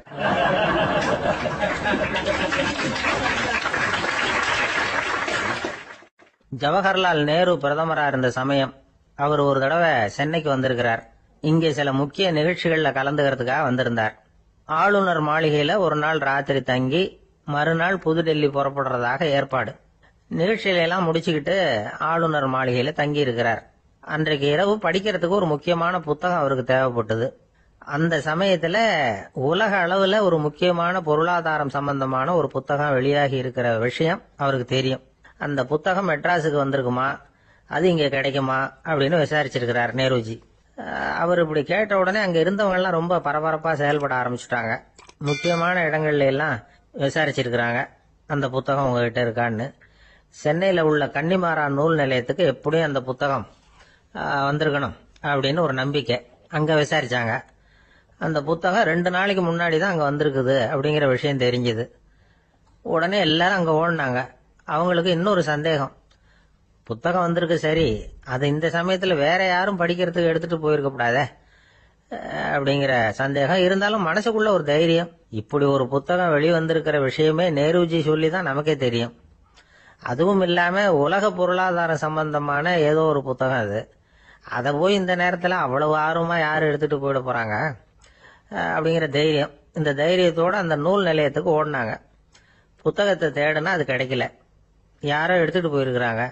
நேருவுக்கு மட்டுமே தெரிஞ்சிருந்த அந்த புத்தகம் பத்தின விஷயம் சென்னையில வேற ஒருத்தருக்கும் தெரிஞ்சிருக்குது. உடனே எல்லாரும் பரபரப்பா அந்த அதுக்குன்னு இருக்கிற ரிஜிஸ்டர் இருக்குல்ல, பதிவேடு, அதை புரட்டி பாக்குறாங்க யார் எடுத்துட்டு போறாங்கன்னு தெரிஞ்சுக்கிறதுக்காக. எடுத்துட்டு போனவங்க அதுல கையெழுத்து போட்டிருப்பாங்கல்ல, அதை பார்த்து யாருன்னு தெரிஞ்சுக்கலாம் அப்படிங்கிறதுக்காக தான் அதை புரட்டுறாங்க. அதோ அந்த புத்தகத்தோட பேரு பக்கத்துல அதை எடுத்துக்கிட்டு போனவங்க கையெழுத்து உத்து பாக்குறாங்க எல்லாரும். அதுல போட்டிருக்குது பேரு CN அண்ணாதுரை அப்படின்னு எழுதியிருந்தது. அவரு தான் பேரறிஞர் அண்ணா. நேரு படிக்க விரும்பின ஒரு புத்தகத்தை அதே நேரம் படிக்க விரும்பின இன்னொரு தலைவர் இவர். படிக்கிறதுல அவருக்கு இருந்த ஆர்வத்தை நாம தெரிஞ்சுக்கணும்னா அதுக்கு எவ்வளவோ சம்பவங்கள் இருக்கு. கடைசி காலத்துல அவர் அடையாறு மருத்துவமனையில படுத்திருக்கிறார். அவருக்கு ஒரு முக்கியமான அறுவை சிகிச்சை செய்ய வேண்டியிருக்குது அவசரமா. அமெரிக்காவிலிருந்து டாக்டர் மில்லர் வந்திருக்கிறார். அவர்கிட்ட கேட்கிறார், டாக்டர் நாளைக்கே அறுவை சிகிச்சை செய்ய போறீங்களா அப்படின்னு. ஆமாங்கிறார் டாக்டர் மில்லர்.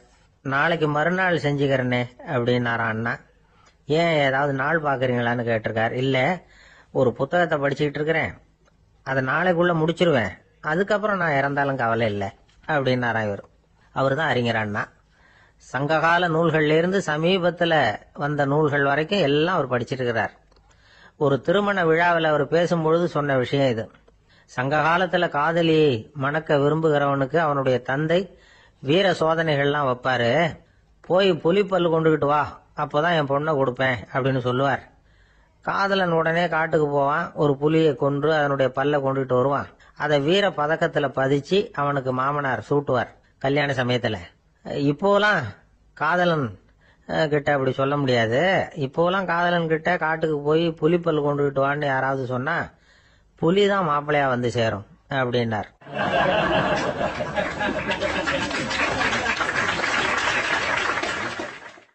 ஒரு கடைக்கு போனேன், 5 ரூபா பணத்தை எடுத்து கொடுத்தேன்.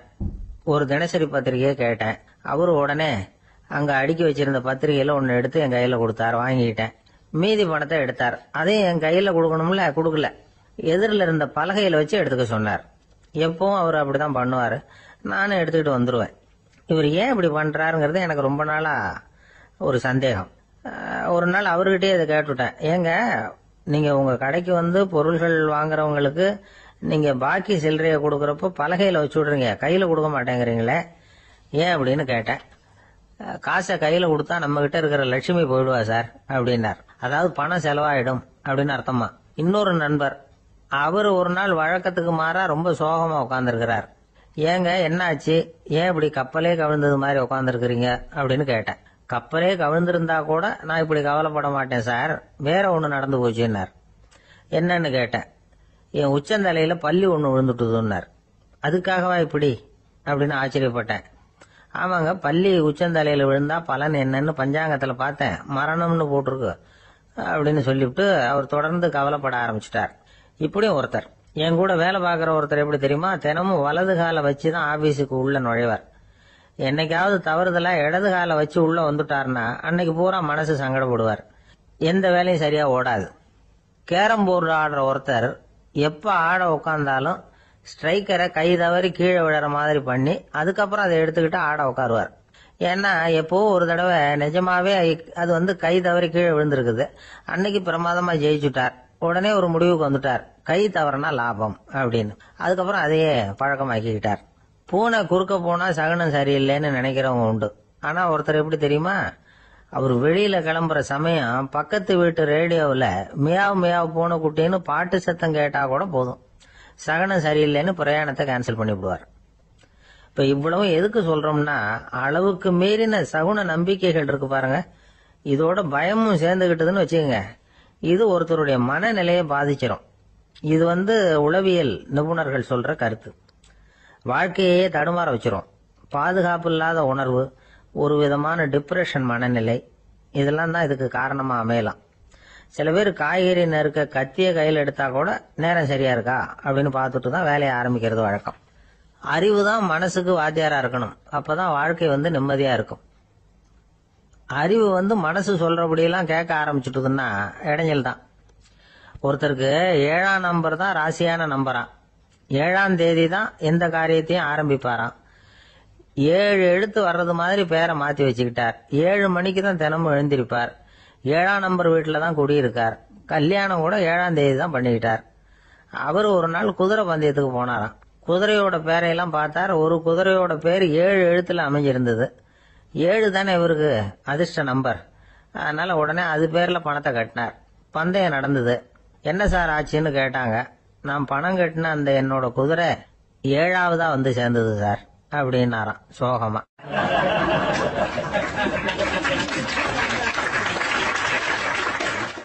ஒரு விவசாயி விதைக்கிறதுக்காக வயல்வெளி பக்கம் போறார். விதைகளை அள்ளி வீசினார்.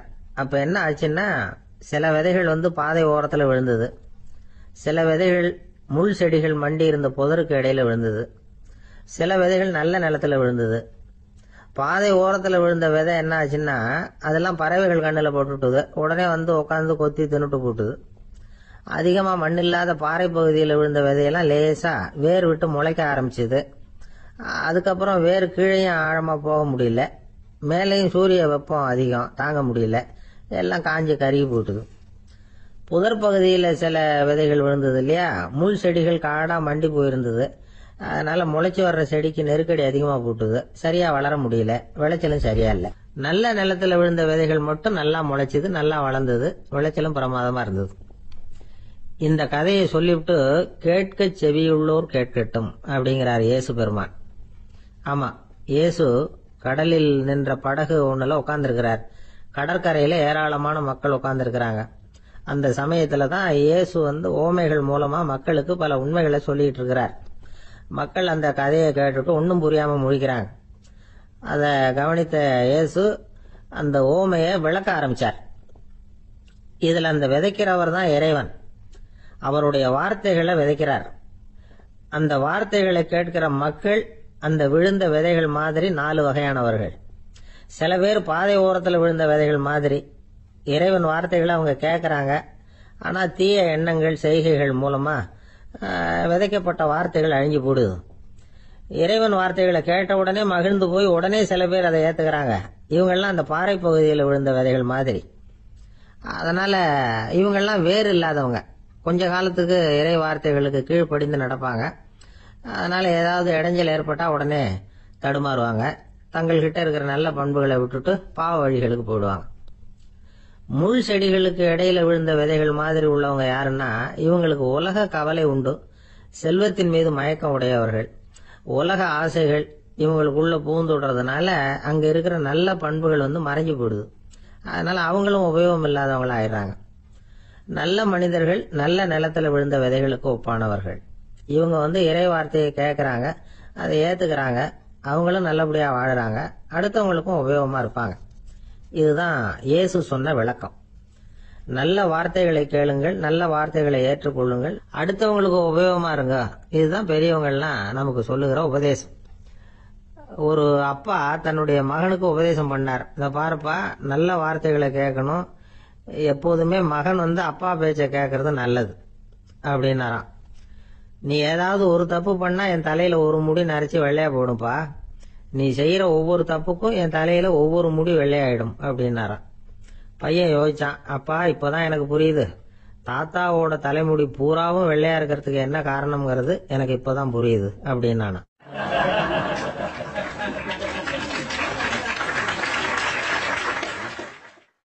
ஒரு ஊர்ல ஒரு ராஜா இருந்தார். அவர் ஒரு பூனை வளர்த்தார். ரொம்ப செல்லமா அவர் அந்த பூனையை வளர்த்தார். அவர் என்ன பண்ணுவார் தெரியுமா, இரவு நேரத்துல அந்த பூனையோட தலையில ஒரு விளக்க வச்சிருவார். அந்த பூனை ரொம்ப ஜாக்கிரதையா அந்த விளக்கு கீழே விழுந்துடாம பாத்துக்கும். தலையை ஆட்டாம ரொம்ப நிதானமா ராஜா பின்னாடி நடந்து போய்கிட்டே இருக்கும். அந்த விளக்கு வெளிச்சத்துல எல்லா வேலைகளையும் செஞ்சிருவார். கையில ஒரு விளக்க தனியா எடுத்துட்டு போக வேண்டிய அவசியமே இல்லை. விளக்க தூக்கிட்டு போற வேலையை அந்த பூனை பாத்துக்கும்.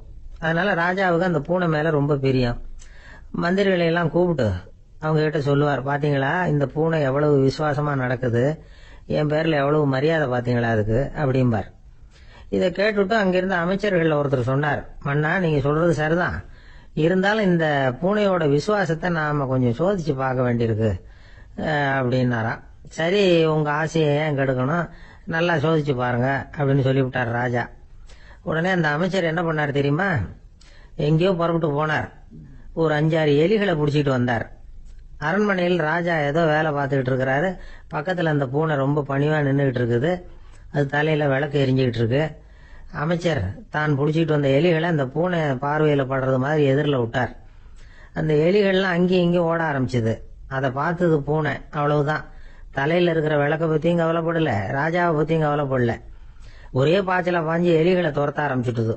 தலையில இருந்த விளக்கு எங்கேயோ போய் விழுந்தது, அணைஞ்சு போச்சு. இருட்டுல ராஜா தடுமாற ஆரம்பிச்சுட்டார். இந்த சமயத்துல அந்த அமைச்சர் மறுபடியும் விளக்க ஏத்தினார், வெளிச்சம் வந்தது. அதுக்கப்புறம் அந்த அமைச்சர் பேசினார், அரசே பூனையோட விசுவாசத்தை பாத்தீங்களா, எலி அது கண்ணுல படுற வரைக்கும் தான் விசுவாசமா இருந்தது, அது மாதிரி எலிய பார்த்ததும் எல்லாத்தையும் விட்டுட்டு அதை துரத்த ஆரம்பிச்சிடுது பாத்தீங்களா. தான் அந்த பூனையை பத்தி நினைச்சது தப்புங்கிறது அதுக்கப்புறம் தான் அந்த ராஜாவுக்கு புரிஞ்சுதான். சரி, இப்ப எதுக்கு இந்த கதையெல்லாம் அப்படிங்கிறீங்களா? இந்த பூனை மாதிரி தான் நம்ம மனசும். மனசை எவ்வளவுதான் பயிற்சி கொடுத்து பக்குவமா வச்சிருந்தாலும் பாக்குறதுக்கு பரமசாது மாதிரி தான் இருக்கும். பார்க்க வேண்டியதை பார்த்துட்டுதுன்னா பாஞ்சிரும்.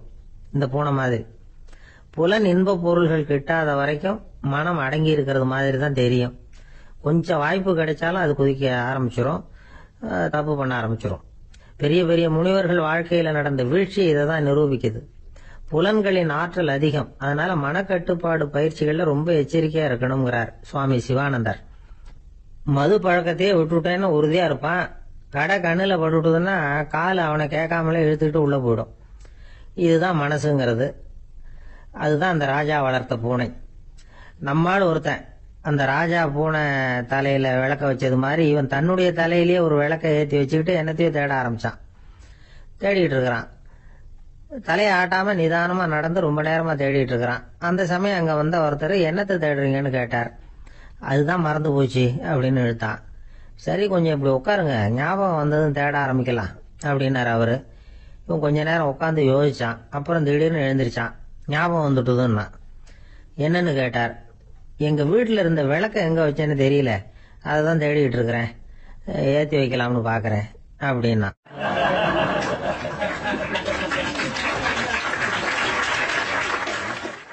ஒரு ராஜா இருந்தார். நாடு பூராவும் நிறைய மரங்களை நட்டு வளர்க்கணுங்கிறது அவரோட ஆசை.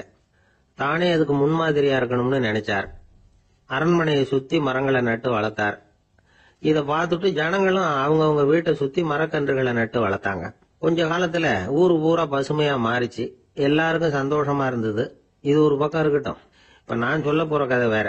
அதாவது அந்த ராஜா ஒரு நாள் தன்னுடைய அரண்மனைய சுத்தி இருக்கிற விதவிதமான மரங்களை எல்லாம் போய் பார்த்தார். எப்படி இருக்கிறீங்க அப்படின்னு ஒவ்வொரு மரத்துக்கிட்டையும் விசாரிச்சாராம். எந்த மரமும் சந்தோஷமா இருக்கிறதா தெரியல. அதுக்கும் மனசுல ஒரு குறை.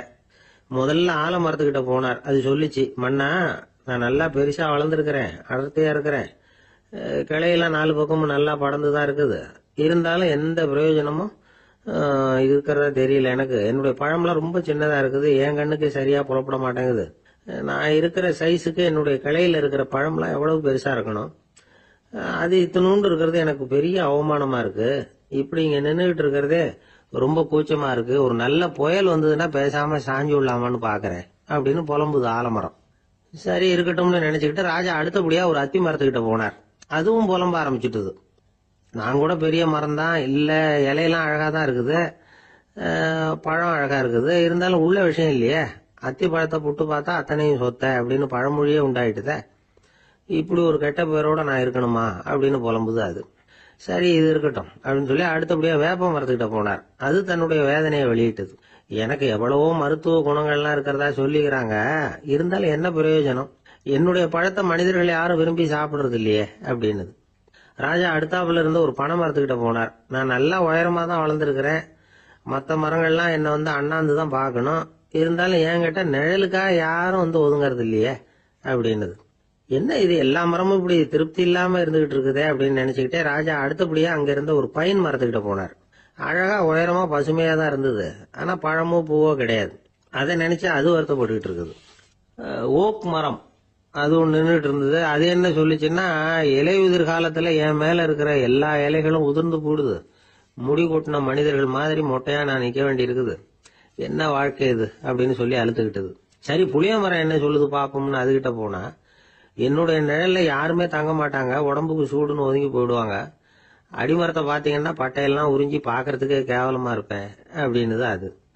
முருங்கை மரம் என்ன சொல்லிச்சு தெரியுமா, என்னுடைய இலை காயெல்லாம் சாப்பிடுறவங்களுக்கு சத்து கொடுக்கறது வாசம் தான், ஆனா என் உடம்புல சத்தே கிடையாது, கொஞ்சம் வேகமா காத்து அடிச்சதுன்னா முறிஞ்சு விழுந்துடுறேன், என்ன வாழ்க்கை இது அப்படின்னு சொல்லி அது வருத்தப்பட்டது. ராஜா யோசனை பண்ணார். என்ன இது, மரங்கள் பூமியின் வரங்கள்னு சொல்றோம், மழை பெய்யறதுக்கு அதுதான் காரணம், பூமி செழிப்பா இருக்கிறதுக்கும் அதுதான் காரணம், வீடு கட்டுறதுக்கு மரம், நாற்காலி செய்ய உபயோகப்படுத்துறதுக்கும் அதுதான் உபயோகப்படுது, மனுஷனுக்கு வேண்டிய ஆகாரங்களையும் கொடுக்குது, இப்படிலாம் இருந்தும் எல்லா மரமும் நிம்மதி இல்லாம இருந்துகிட்டு இருக்குதே அப்படின்னு நினைச்சார்.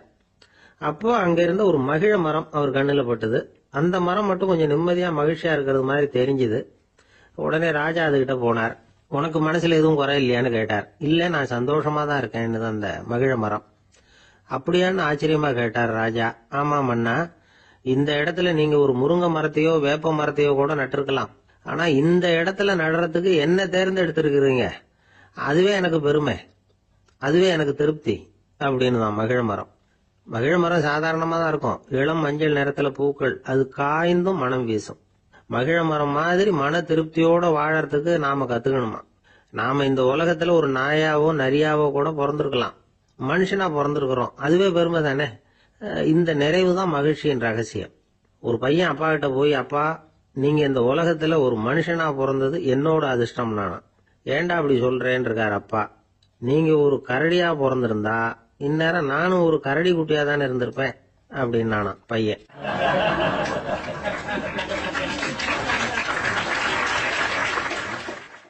இந்த உலகத்துல நாம நல்லபடியா இருக்கணும்னா அதுக்கு முக்கியமா தேவைப்படுறது ரெண்டு. ஒன்னு செல்வம், இன்னொன்னு அறிவு. சரி, இது ரெண்டுல சிறந்தது எது அப்படின்னு ஒரு கேள்வி கேட்டா என்ன பதில் சொல்றது? இதே கேள்விய ஹஸ்ரத் அலி அவர்கள் கிட்ட கேட்டாங்களாம். அவர் ஒரு பெரிய அறிஞர். கேள்வி கேட்டவங்களும் சாதாரண ஆட்கள் இல்ல, இவங்களும் அறிஞர்கள்.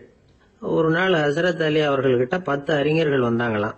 ஐயா, நாங்க 10 பேரும் உங்ககிட்ட ஒரே கேள்வியை தான் கேட்க வந்திருக்கிறோம். ஆனா எங்க 10 பேருக்கும் நீங்க தனித்தனியா பதில் சொல்ல முடியுமா அப்படின்னு கேட்டிருக்காங்க. அதாவது அவங்க ஒரே கேள்விக்கு இவர்கிட்ட இருந்து 10 விதமான பதில் எதிர்பார்க்கறாங்க. சரி கேளுங்க, என்ன கேள்வி அப்படின்னாரு அவர். அப்பதான் அவங்க கேட்டாங்களாம், செல்வம் அறிவு இது ரெண்டுல சிறந்தது எது? இதுதான் கேள்வி. ஹஸ்ரத் அலி என்ன பண்ணார் தெரியுமா? அவங்கள ஒவ்வொருத்தரா கூப்பிட்டார். ஒவ்வொரு விதமான பதில சொல்லி அனுப்புனார். முதல்ல ஒருத்தர் கூப்பிட்டார், சொன்னார், அறிவுங்கிறது தீர்க்கதரிசிகள், ஞானிகள், மகான்கள் இவங்களோட பரம்பரை சொத்து. ஆனா செல்வம்ங்கிறது கொடுங்கோலரின் ஆயுதம். அதனால அறிவு தான் சிறந்தது அப்படின்னார்.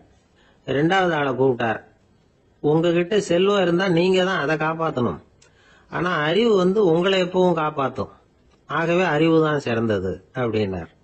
மூணாவது ஆளை கூப்பிட்டார். செல்வந்தனுக்கு எப்போதும் விரோதிகள் அதிகம், ஆனா அறிஞனுக்கு நண்பர்கள் அதிகம். அதனால அறிவு தான் சிறந்ததுன்னார். அடுத்தவரை கூப்பிட்டார். செல்வம் அடுத்தவங்களுக்கு கொடுக்க கொடுக்க குறையும், ஆனா கல்விங்கிறது அதிகரிச்சுக்கிட்டே வரும், கொடுக்கறதுனால குறையாது.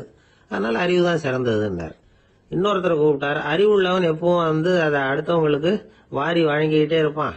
அதனால அவங்ககிட்ட தாராளத்தன்மை இருக்கும். ஆனா செல்வந்தன் கிட்ட கஞ்சத்தனம் தான் இருக்கும். அதனால அறிவு தான் சிறந்ததுன்னார். ஆறாவது நபரை கூப்பிட்டார். செல்வத்தை கள்வர்கள் திருடிட்டு போக முடியும், ஆனா அறிவை அப்படி திருடிட்டு போக முடியாது அப்படின்னார். ஏழாவது நபரை கூப்பிட்டார். செல்வம் கால ஓட்டத்துல அழிஞ்சிரும், ஆனா அறிவை கால ஓட்டம் ஒன்னும் பண்ண முடியாது. ஆகவே அறிவே சிறந்ததுன்னார். எட்டாவது ஆளை கூப்பிட்டு சொன்னார், செல்வத்துக்கு எப்பவும் எல்லை உண்டு, நிறைவு உண்டு, அளவு உண்டு, கணக்கு உண்டு.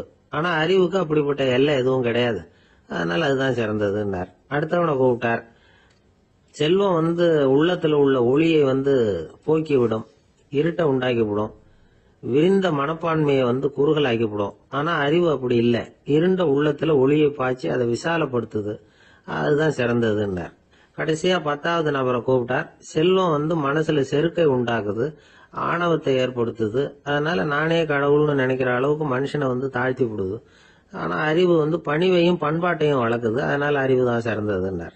ஆக இப்படி 10 பேருக்கும் 10 விதமா பதில் சொன்னது மூலமா ஹஸ்ரத் அலி அவர்கள் அறிவு தான் செல்வத்தை விட சிறந்தது அப்படிங்கறதுக்கு 10 காரணங்களை சுட்டி காட்டியிருக்கார். அந்த அறிஞர் 10 பேர் கேட்ட ஒரே கேள்விக்கு 10 பதில் சொன்னார். நமக்கு வேண்டிய ஒருத்தர் 10 பேர் கேட்ட கேள்விக்கு ஒரே பதில் சொல்லி சமாளிச்சார். கேள்வி என்ன தெரியுமா? என்கிட்ட வாங்கின கடனை எப்பயா திருப்பி கொடுக்க போற? இதுதான் அந்த 10 பேரும் கேட்ட ஒரே கேள்வி. இந்த மாசம் 26ஆம் தேதி தந்துடுறேன் அப்படிங்கிற ஒரே பதில் சொல்லி அவ்வளவு பேரையும் இவர் அனுப்பி வச்சுட்டாராம். எல்லாரும் போனதுக்கு அப்புறம் இவரை தனியா கூப்பிட்டு கேட்டிருக்கிறாங்க. அது என்ன சார் கணக்கு, 26ஆம் தேதி அன்னைக்கு என்ன அதிசயம் நடக்க போகுது அப்படின்னு கேட்டிருக்காங்க. அதிசயம் அன்னைக்கு இல்ல, அதுக்கு முத நாளே நடக்க போகுதுன்னாராம். விவரமா சொல்லுங்கன்னு இருக்காங்க. வேற ஒண்ணும் இல்லைங்க, 26ஆம் தேதி தானே எல்லாரையும் வர சொல்லி இருக்கிறேன், அதுக்கு முத நாளே நான் புறப்பட்டு தலைமறைவாயிட போறேன் அப்படின்னாராம் ரொம்ப பெருமையா.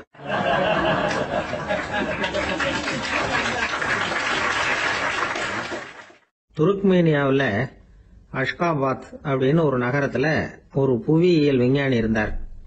அவரு ஒரு நாய்க்குட்டி வளர்த்தார். ஒரு நாள் முன்னிரவு நேரம் ஒரு மேஜைக்கு முன்னாடி உட்கார்ந்து அந்த விஞ்ஞானி ஏதோ கணக்கு போட்டுக்கிட்டு இருக்கிறார். அவருக்கு ஒரு சின்ன பெண் குழந்தை, அது தொட்டில தூங்கிட்டு இருக்குது. அந்த நாய்க்குட்டியும் ஒரு மூலையில படுத்து அது பாட்டுக்கு தூங்கிட்டு இருந்தது. ஒரே அமைதி. அந்த நேரத்துல திடீர்னு அந்த நாய்க்குட்டி துள்ளி எழுந்திருச்சது. நேரா குழந்தைகிட்ட ஓடிச்சு. அந்த குழந்தைய அது போட்டிருந்த ட்ரெஸ்ஸோட சேர்த்து கவ்வி தூக்கிட்டு வாசல் பக்கம் ஓடிச்சு.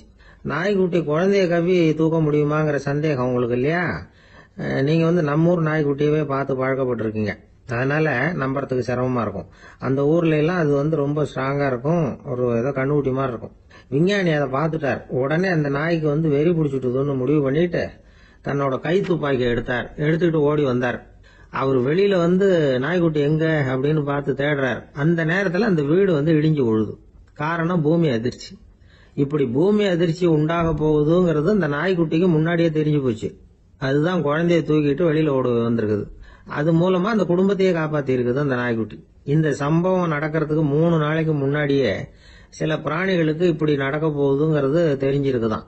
ஆமா, அந்த நகரத்துல 3 நாளைக்கு முன்னாடியே பாம்பு, பல்லி இதெல்லாம் அது தங்கியிருந்த வலையை விட்டு வெளியில ஓடி வந்துட்டுது. அதே மாதிரி அங்கிருந்த புறாவெல்லாம் பறந்து போயிடுச்சான். இதே மாதிரி யுகோஸ்லோவியாவில் கூட ஒரு நகரம், அங்க ஒரு நாள் ராத்திரி ஒரு மிருக காட்சி சாலையில திடீர்னு ஒரு பெரிய கலவரம், கூச்சல், குழப்பம். அங்க இருந்த கழுதை, புலி, யானை, பறவை எல்லாம் கண்ணாபின்னான்னு கத்த ஆரம்பிச்சுட்டுது. நீர் யானை அதுக்குன்னு போட்டிருந்த தடுப்பையே தாண்டி குதிச்சு வெளியில வந்துட்டுதான். மறுநாள் தான் எல்லாருக்கும் விஷயம் புரிஞ்சுது. அடுத்த நாள் காலையில அங்க பூமி அதிர்ச்சி உண்டாயிட்டுது. இப்ப பாருங்க, அதாவது மனுஷனை போய் தீர்க்க தரிசி அது இதுன்னு சொல்லிட்டு இருக்கிறோம். இவனை விட அது பரவாயில்லைன்னு தோணுது. அதாவது மிருகங்கள் ஒண்ணு நடக்க போகுதுங்கிறத முன்னாடியே புரிஞ்சுக்குதே. சரி, இதெல்லாம் எப்படி அது முன்கூட்டி புரிஞ்சுக்குது? அதுதான் படைப்பு ரகசியம். அதை கண்டுபிடிக்கிறதுக்கு தான் மனுஷன் ஆராய்ச்சி பண்ணிட்டு இருக்கிறான். விஞ்ஞானிகளோட ஆராய்ச்சியெல்லாம் ஒரு பக்கம் இருக்கட்டும், வீட்டுக்குள்ளேயே சில ஆராய்ச்சி பண்ணி பாருங்களேன். இப்ப சில யோசனை சொல்லி அதை சோதனை பண்ணி பாருங்க அப்படின்னு ஒருத்தர் சொன்னாராம். அதாவது இப்ப மழை வருமா வராதா அப்படின்னு தெரிஞ்சுக்கணுமா, உடனே ஒரு பூனைக்குட்டி பின்னாடியே மெதுவா போய் அது என்ன செய்யுதுன்னு கவனிச்சு பார்க்கணும். பூனைக்குட்டி தன்னோட பாதத்தினால சுகத்துல அப்படி கீறிக்கிட்டு இருக்கும். அப்படி கீறினா கண்டிப்பா மழை வரும். சில சமயம் பூனைக்குட்டி அப்படியே மல்லாந்து படுத்துக்கிட்டு பாதத்தை உயர தூக்கும், அப்படியும் புரளும். இப்படி செஞ்சதுன்னா அன்னைக்கும் மழை இருக்காது. அதனால முன்னாடி இருந்தது மழை வர்றதுக்கு அறிகுறி, இது மழை இல்லைங்கிறதுக்கு அறிகுறி. பறவைகள், பிராணிகள் இதுகளோட நடவடிக்கைகளை பார்த்துட்டு அதையெல்லாம் அடிப்படையா வச்சுதான் காலநிலையை கண்டுபிடிக்கிற கருவிகளை கண்டுபிடிச்சிருக்கிறாங்க. வாத்து இருக்குல்ல, சில சமயம் தன்னோட அழகை தன்னோட இறகுகள்ல அப்படியே புதைச்சிக்கும். அப்படி செஞ்சா குளிர்காலம் வரப்போகுதுன்னு அர்த்தம். பருவநிலை குளிரா மாறப்போகுதுங்கிறதுக்கு இதுதான் அறிகுறி. சிட்டுக்குருவி இருக்குதுல்ல, அதெல்லாம் புழுதியில உழுந்து புரளும், சிறகுகளை படபடன்னு அடிச்சுக்கும். அப்படி செஞ்சா மழை வரப்போகுதுன்னு அர்த்தம். ஒண்ணு மட்டும் நாம நல்லா தெரிஞ்சுக்கணும், இயற்கையின் சீற்றம்னு சொல்றோம் இல்லையா, இயற்கை ஏன் நம்ம மேல கோவப்படுது? இயற்கையை நாம அனுசரிச்சு போறதில்ல, அதனால கோவப்படுது. காடுகளை அழிக்கப்படாது, விலங்குகளை கொல்லக்கூடாது, இயற்கை ஏற்படுத்தி வச்சிருக்கிற சமநிலையை கெடுக்கப்படாது. அதை புரிஞ்சுக்கிட்டு வாழ்ந்தோம்னா பூமியும் நடுங்காது, நாமளும் நடுங்க வேண்டிய அவசியம் இருக்காது. ஒருத்தர் இருந்தார், சாராய கடைக்கு போனாராம், நிறைய சாப்பிட்டார். அப்புறம் சொன்னார், இது ரொம்ப அற்புதமான சரக்கு போல இருக்கு. உள்ள போன உடனே இந்த பூமியே நடுங்கிறது மாதிரி இருக்கு எனக்கு அப்படின்னாராம். இதுக்கு கடைக்காரர் சொல்லியிருக்கார், நீங்க சாப்பிட்டது வெறும் பச்சை தண்ணி தாங்க, இப்ப ஏற்பட்டு இருக்கிறது நிஜம் பூமி அதிர்ச்சி அப்படின்னாராம்.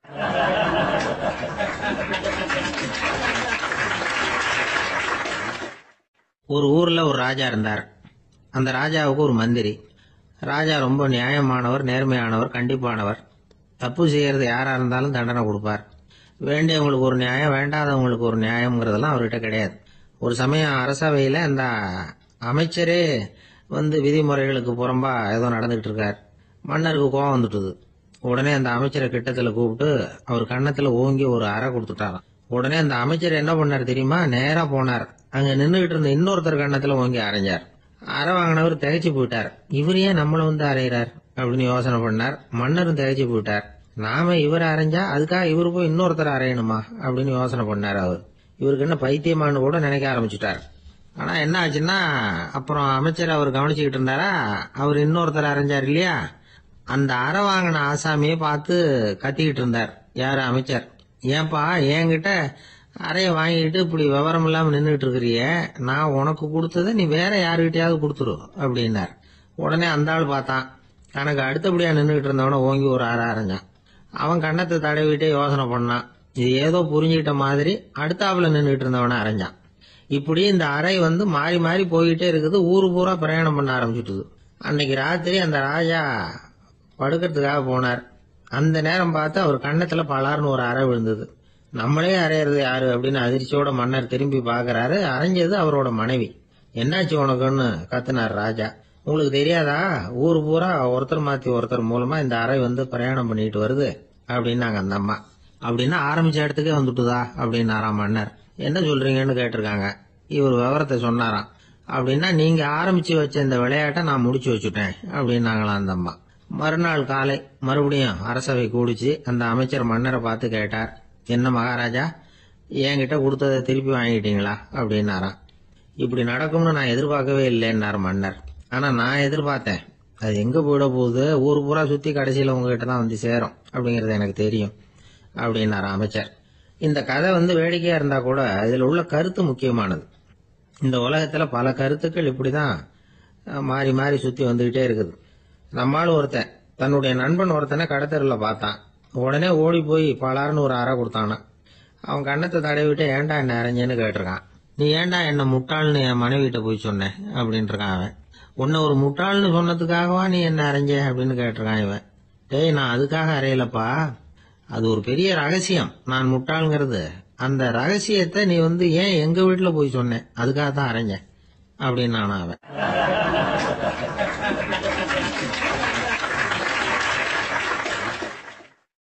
பக்தின்னு சொல்றோம் இல்லையா, அது 3 வகைப்படும் அப்படிங்கிறாரு ஒரு பெரியவர்.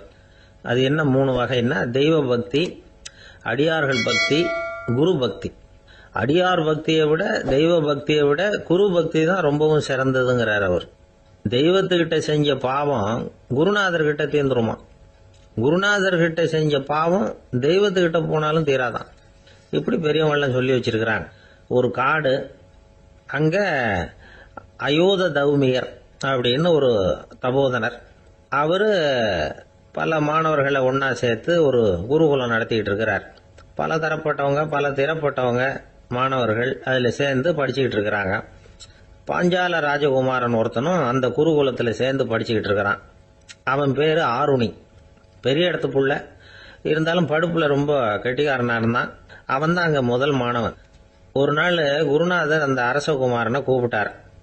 நம்ம குருகுலத்துக்கு சொந்தமான வயல்ல தண்ணீர் பெருகி வெள்ளம் பயிரை அழிக்குதான், அதனால நீ போய் மடையை அடைச்சிட்டு வந்துரு அப்படின்னார். அந்த அரசகுமாரன் உடனே புறப்பட்டான். குருநாதர் சொல்லிட்டார்ல, உடனே புறப்பட்டான். நான் பெரிய இடத்து பிள்ளையாச்சே, ராஜகுமாரன் ஆச்சே, ரொம்ப செல்வாக்கூட வளர்ந்தவனாச்சே, நான் போய் வயல்ல இறங்கி வேலை செய்யறதா அப்படின்னு அவன் நினைக்கல. குருநாதர் கட்டளையை நிறைவேற்ற வேண்டியது நம்ம கடமை அப்படின்னு நினைச்சான். உடனே ஒரு மண்வெட்டியை தூக்கி தோல்ல வச்சுக்கிட்டு புறப்பட்டு போயிட்டான். வயலுக்கு போனான். பார்த்தான், தண்ணி கரைய உடைச்சுக்கிட்டு வயலுக்குள்ள ஏகமா பாஞ்சுக்கிட்டு இருக்குது. இவன் மண்வெட்டியால களிமண்ணை புல்லோட சேர்த்து புல் பத்த மாதிரி வெட்டி வெட்டி போட்டான். இருந்தாலும் மடையை அடைக்க முடியல. தண்ணி அதை மீறி வந்துகிட்டே இருக்கு. தண்ணி வேகமா வயலுக்குள்ள போய்கிட்டே இருக்குது. போடுற பத்தையெல்லாம் கரைஞ்சி கரைஞ்சி போயிட்டு இருக்கு. இருந்தாலும் இவன் தன்னுடைய முயற்சியை கைவிடல, வெட்டி வெட்டி போட்டுக்கிட்டே இருக்கிறான். காலையில் அங்க போனவன் சாயந்தரம் வரைக்கும் இப்படி செஞ்சுக்கிட்டு இருக்கிறான். உடம்பும் மனசும் ரொம்பவும் சோர்ந்து போச்சு. இருந்தாலும் குருநாதர் இட்ட கட்டளையை நிறைவேற்றாம இருக்கிறோமேங்கிற ஒரு குறை அவனுக்கு இருக்கு. குரு கட்டளையை நிறைவேற்றாத நான் இன்னமும் இருக்கணுமா அப்படின்னு யோசனை பண்ண ஆரம்பிச்சுட்டான். என்ன செய்யலாம்னு பார்த்தான். நம்ம குருநாதர் இட்ட பணிக்காக இந்த உடம்பையே தியாகம் பண்ணலாம் அப்படின்னு முடிவு பண்ணான். தண்ணி பாயுதுல, அதுக்கு குறுக்க விழுந்து அப்படியே மடையை அடைச்சிக்கிட்டு அப்படியே படுத்துட்டான். இது மற்றவங்களுக்கு தெரியாது. அன்னைக்கு ராத்திரி ஒரு விளக்கு முன்னாடி உட்காந்து குருநாதர் பிள்ளைங்களுக்கு பாடம் சொல்லி கொடுத்துட்டு இருக்கிறார். வரிசையில் இருக்கக்கூடிய ராஜகுமாரனை காணல. நம்ம ஆருணி எங்க போனா அப்படின்னு சொல்லி மற்ற மாணவர்களை விசாரிச்சார். இப்ப அவங்க சொன்னாங்க, சுவாமி, அவன் காலையில வயலுக்கு மடை அடைக்கிறதுக்காக போனான், நீங்க தான் போக சொன்னீங்க, இன்னும் திரும்பி வரல அப்படின்னு அவர் பையன். குருநாதர் உடனே ஒரு தீவெட்டி எடுத்துக்கிட்டு மாணவர்களை அழைச்சிக்கிட்டு வயலுக்கு போனார். அங்க போய் பார்த்தா ஆளை காணும். ஆருணி ஆருணின்னு சொல்லி சத்தம் போட்டு கூப்பிட்டு பாக்குறார். நான் இங்க இருக்கேன் குருநாதா அப்படின்னு காலுக்கு அடியிலேருந்து ஒரு சத்தம் வருது. குனிஞ்சு பார்த்தா அவன் மழையில படுத்திருக்கிறான். என்னப்பா இதுன்னார். காலையிலேருந்து இந்த மழையை அடைச்சி பார்த்தேன் சுவாமி, முடியல, அதனால இப்படி குறுக்க படுத்துட்டேன். என்னை தாண்டறதுக்கு பயந்து போய் தண்ணியே தேங்கி நின்றுட்டுது அப்படின்னா. அவனுடைய குரு பக்தியையும் அவனை தாண்டறதுக்கு அஞ்சு நிற்கிற தண்ணி தேக்கத்தையும் பார்த்துட்டு எல்லாரும் ரொம்ப ஆச்சரியப்பட்டு போயிட்டாங்களாம். 6 மணி எழுந்திரிச்சு வா அப்படின்னு கூப்பிட்டாராம் குருநாதர். அவன் தண்ணீரை பொழந்துக்கிட்டு எழுந்திரிச்சு வந்தானான்.